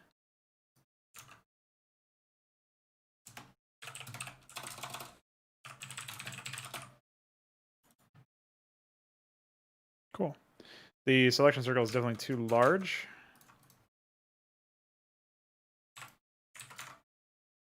But the health bar might be too small.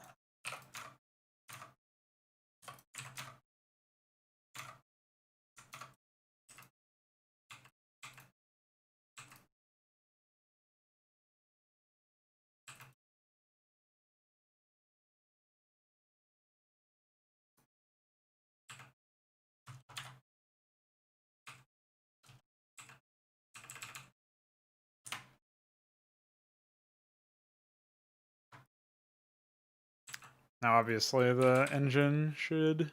I don't know if the engine should go entirely. Is there even an interceptor?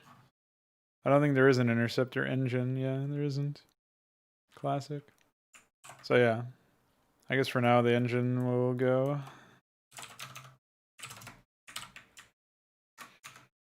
All right. Off we go to the unit ID section to add the vassal.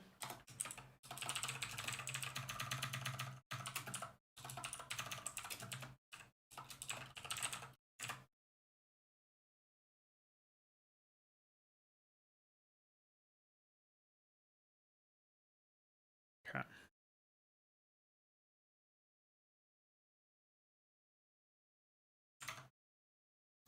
Take a look at the selection circle stats now. Yeah, it's a bit more comfortable. We'll take it.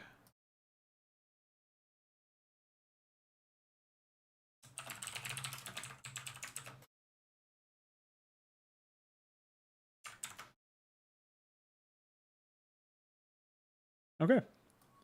I'll BRB again.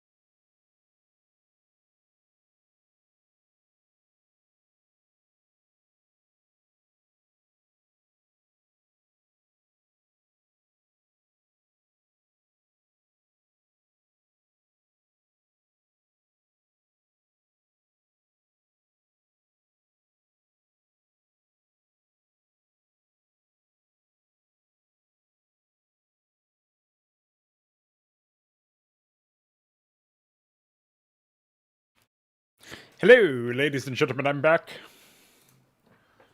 Got a little snack as well.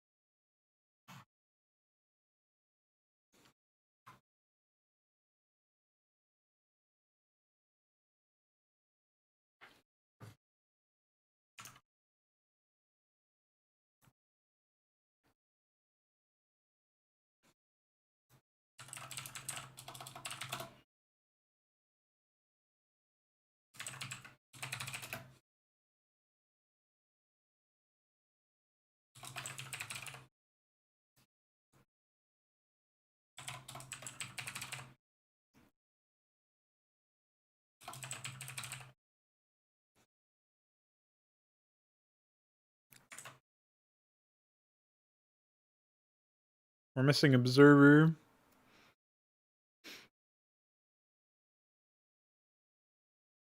I think.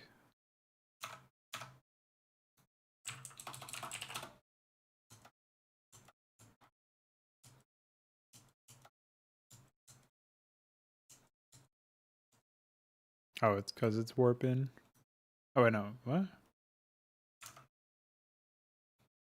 What's the string for observers being built or whatever? What am I missing here?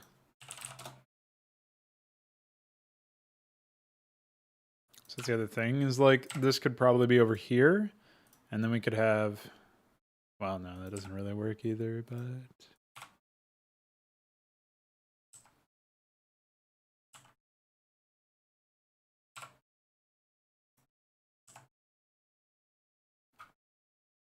598.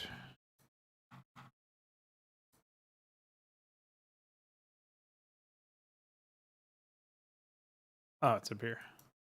I don't know how I didn't see that. It's really weird. I must have like seen probe and then just said, fuck it. There's nothing Protoss above probe.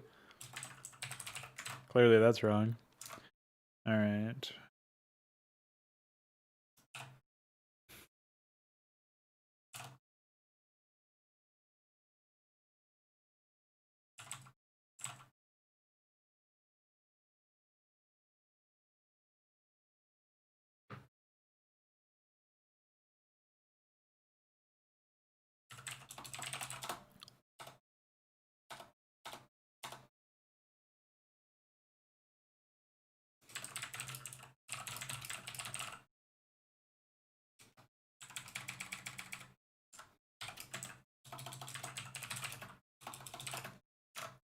All right, so obviously Clarion can't be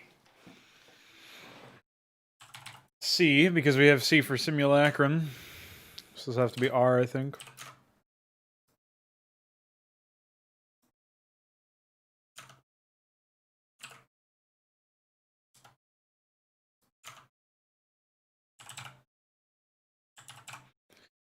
And then whatever the final combat unit for Protoss is will have to be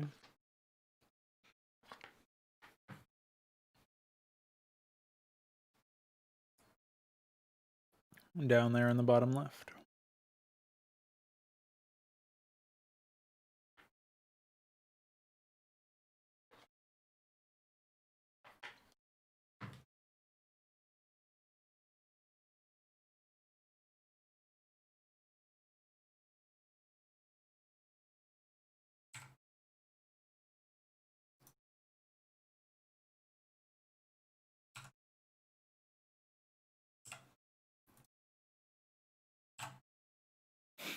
Okay, I think I'm done OCDing about that stuff.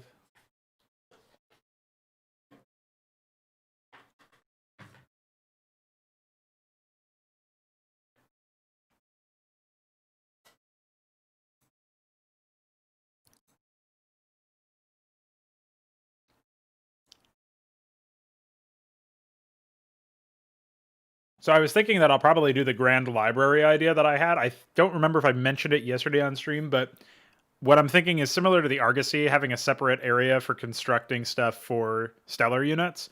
We will have an advanced factory for like gateway units, basically Templar units, and that will be the grand library. And so the grand library will transition from a tech structure to a heavy duty, like advanced Templar production structure, basically. And so we'll have, I think, from the gateway, since I'm going to be adding at least 3 new gateway units. We have the Amaranth, the Terminus, and the Ecclesiast, all from Deliverance, are going to be added. And so I'm thinking Ecclesiasts will be, it'll go like Dragoon, Hierophant, Terminus, Zealot, Legionnaire, Dark Templar. I think that's probably fine. And then Ecclesiast would be off in the corner over there, next to the Dragoon. That's my initial thought. I might also do Zealot, Legionnaire, Ecclesiast, and have Dark Templar in the top right. It's sort of like positioned off to the side, which is probably fine as well. Then after that, so I guess I can actually just do that right now that I think about it. High Templar will be moved to the Grand Library, and so you can imagine that that's a pretty big deal there. So that makes me think that the Grand Library will require a Templar Archives the same way that it currently does. But I think instead we'll have Templar Archives be the requirement for Archons, so that the Grand Library, like you'll be able to deploy High Templar before needing the Templar Archives, which sounds a little weird, right? It sounds kind of counterintuitive. At the same time, maybe a Templar Archives could also be the tech requirement for Psystorm. I don't really know. So that you can deploy High Templar first. But I mean, since you're spending a higher amount of initial money to access them, I don't know if that makes sense. So we'll figure out those issues. But High Templar also gives you Archons and Augurs. That's 3 units already. The Amaranth will be deployed out of that area as well, and that will give you 4. And maybe the Ecclesiast or maybe the Dark Templar will be thrown out of the Grand Library instead of coming out of the Gateway, which will bring you up to 5. And we'll still have, we'll guaranteed have 6 from the regular Gateway as well. But there might also be room for other Protoss ground units coming out of the Grand Library, like higher tier ones in the future or whatever. But yeah, that's some of the thoughts that I've been thinking lately. And I think that will blend pretty well, generally speaking. I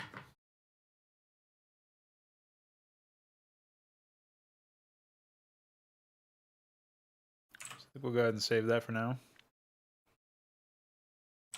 Just for my own sanity, I'll move that down off to there.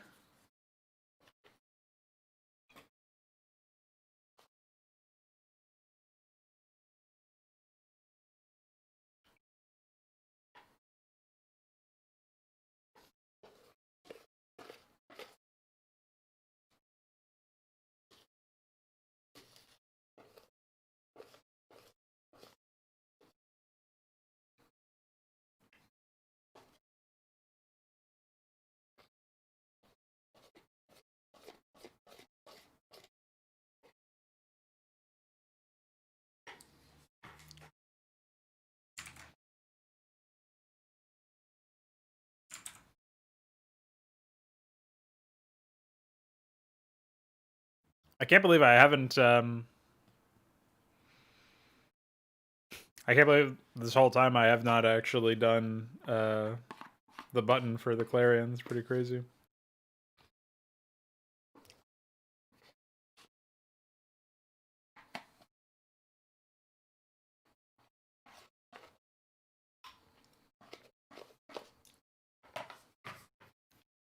Like, I added it to the game. I think it's in one of the patch notes as added. I'm almost certain. but there was no button to build it, so nobody could even build it. Embarrassing. TBH.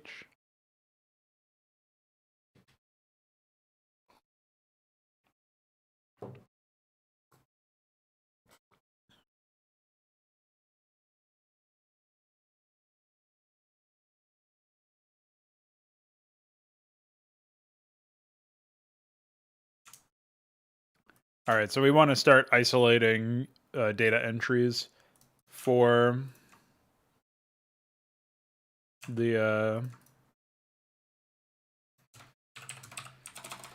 weapons that we need here.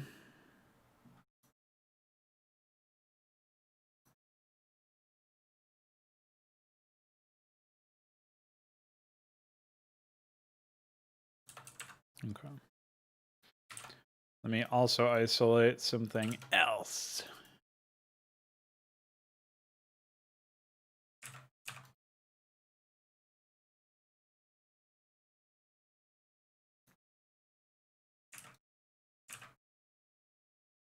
Oh, I haven't done that one yet.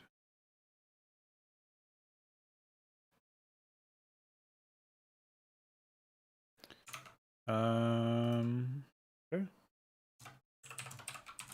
What do we not have icons for? I know some buildings are missing them.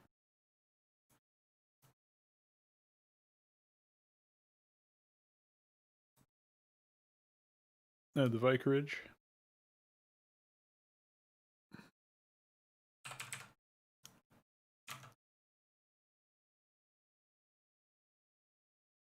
And oh yeah, the new Grand Library is in that list as well, most certainly.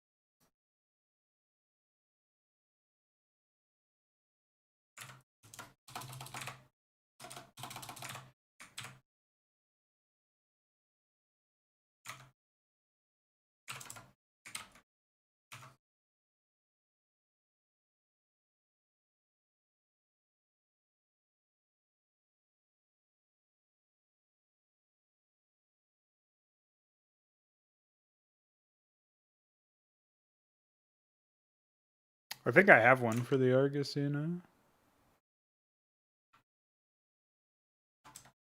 Pretty sure DF made one for that yesterday. Yeah.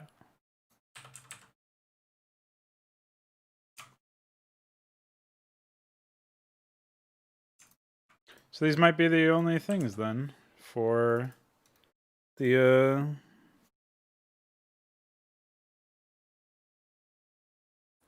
Protoss.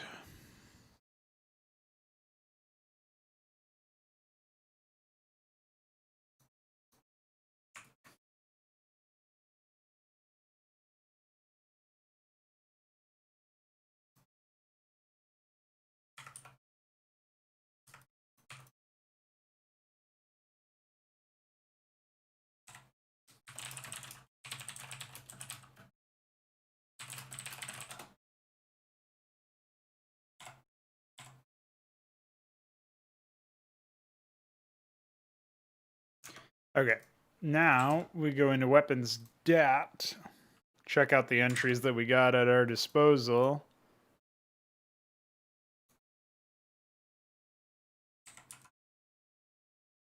Apparently I'm not using 65, so I guess we can do that.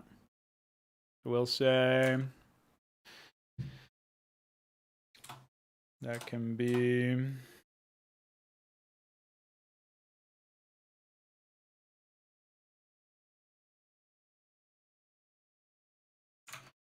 oh, check that out. I had no idea.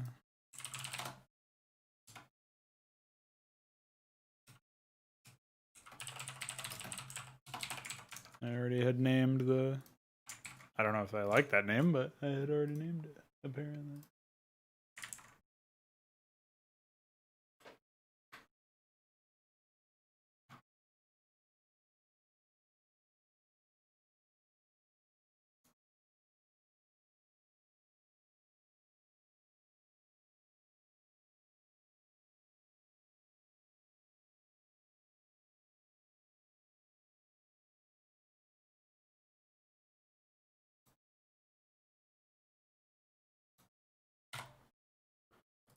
So this is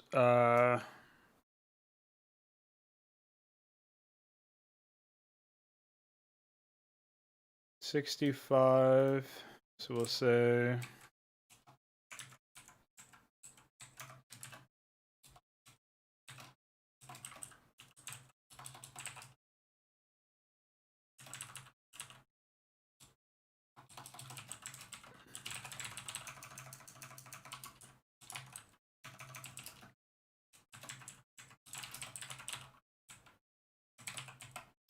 vassal weapon is dual pulse cannon.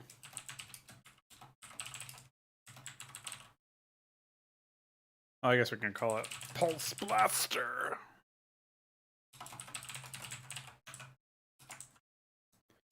Okay. That's 312.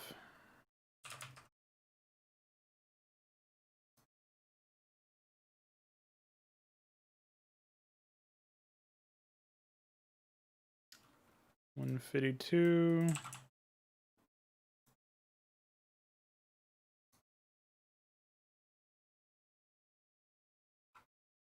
Concussive.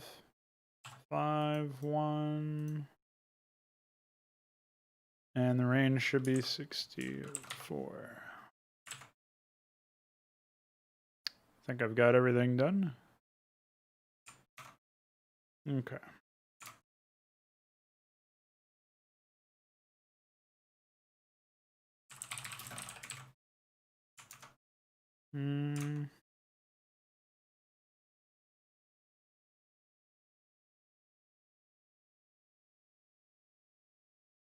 I accidentally unreacted Solway. How embarrassing.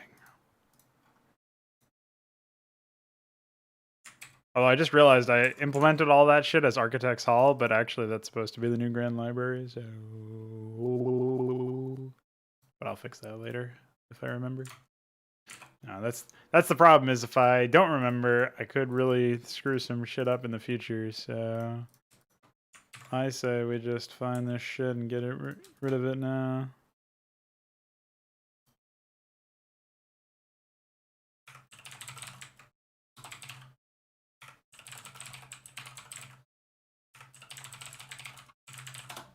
Alright.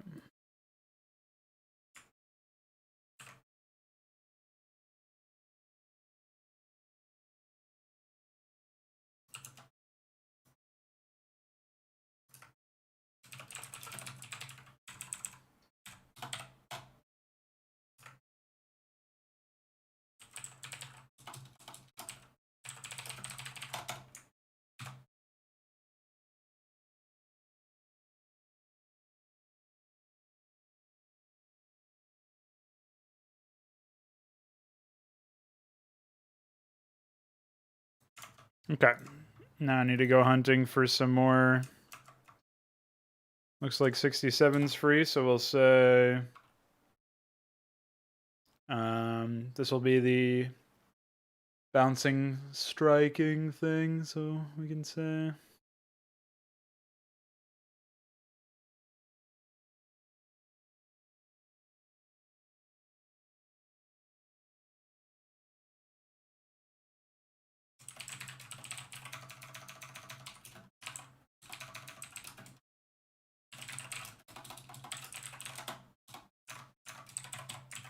Okay, plasma flurry, by the way. And this is right here, I think.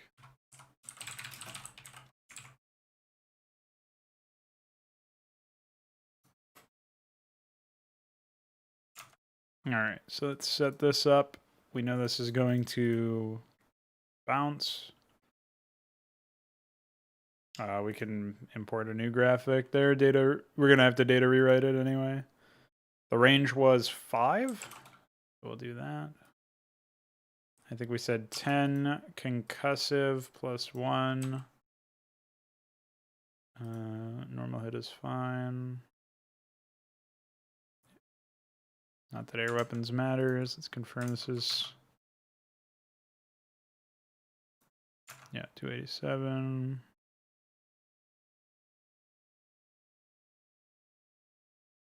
Okay. On to the next.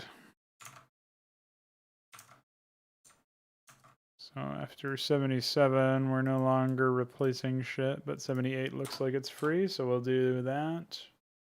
And we'll say... Magister weapon rate.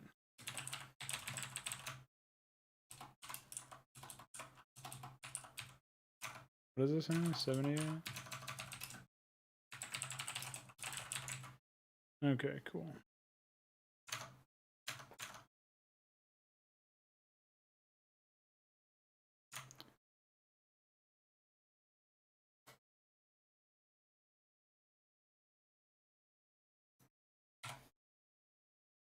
I think I saw something up here that was like a really old, obviously cut weapon. The fuck? 0.62. What is 62? Oh.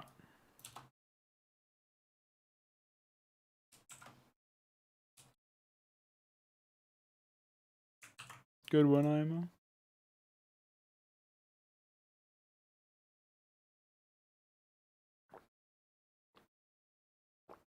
That always scares me because I think I may have accidentally deleted a line or something, but I don't think that happened here. Anyway, yeah, I'm not seeing like any obviously missing ones, so I guess we'll do this here. 261 will be the new string. I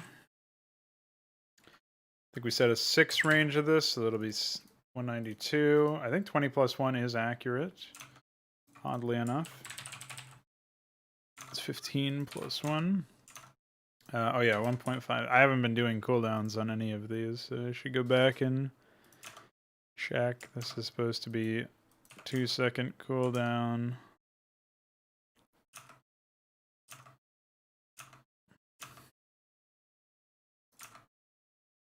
And then the vassal is in here.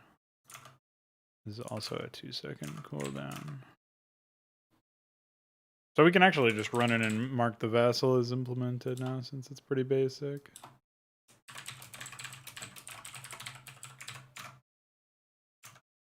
Okay.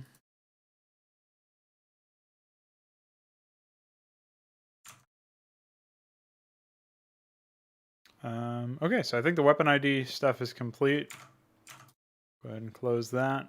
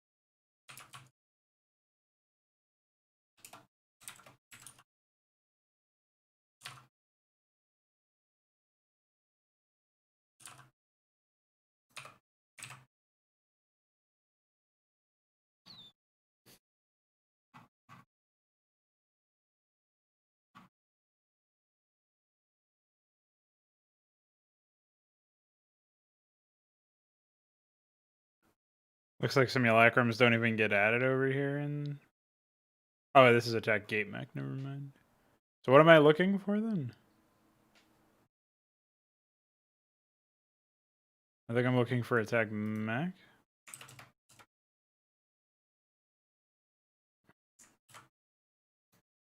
Robotics facility.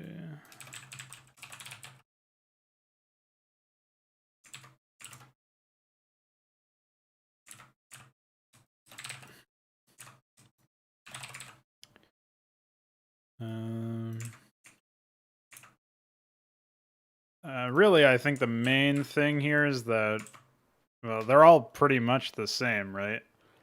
But I guess what we'll do is we'll say maybe gateway would spam vassals. Actually, maybe gateway would do reavers first, vassals first for air. Yeah, okay. That's something, anyway.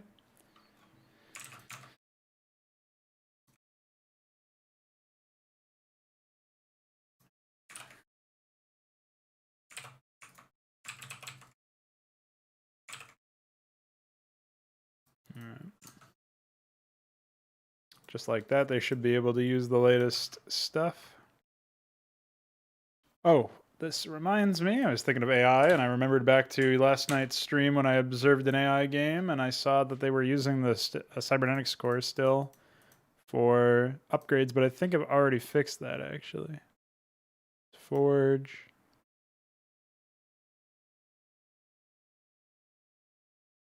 For Protoss plating. Well, I guess that's the thing here is, like, there shouldn't be any more requests for, like, for example, what is it even called? It's just P plating and P air. So there's no request for that anymore at all. Oh, maybe P shields is what's left as like the, yeah.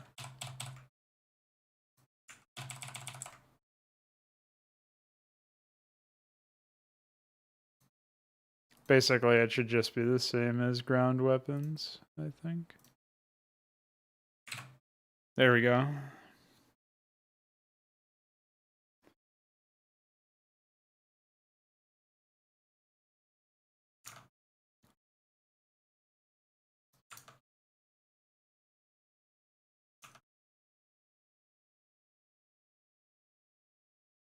All right, anyway, going back to setting up the Magister weapon. 15 plus 1, 6 range, 1.5 seconds cooldown. Hit scan means we're going to look at, well, I guess it doesn't really matter. We can leave that right there, just have it appear on target unit, and then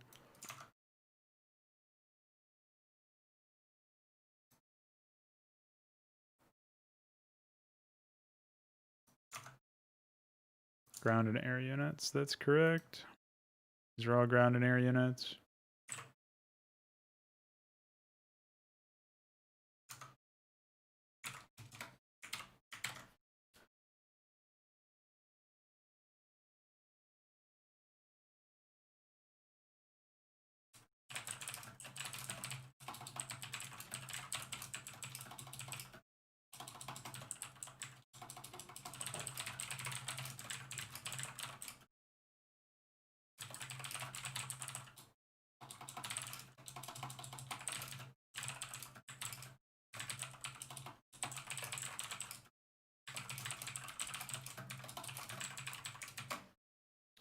Okay.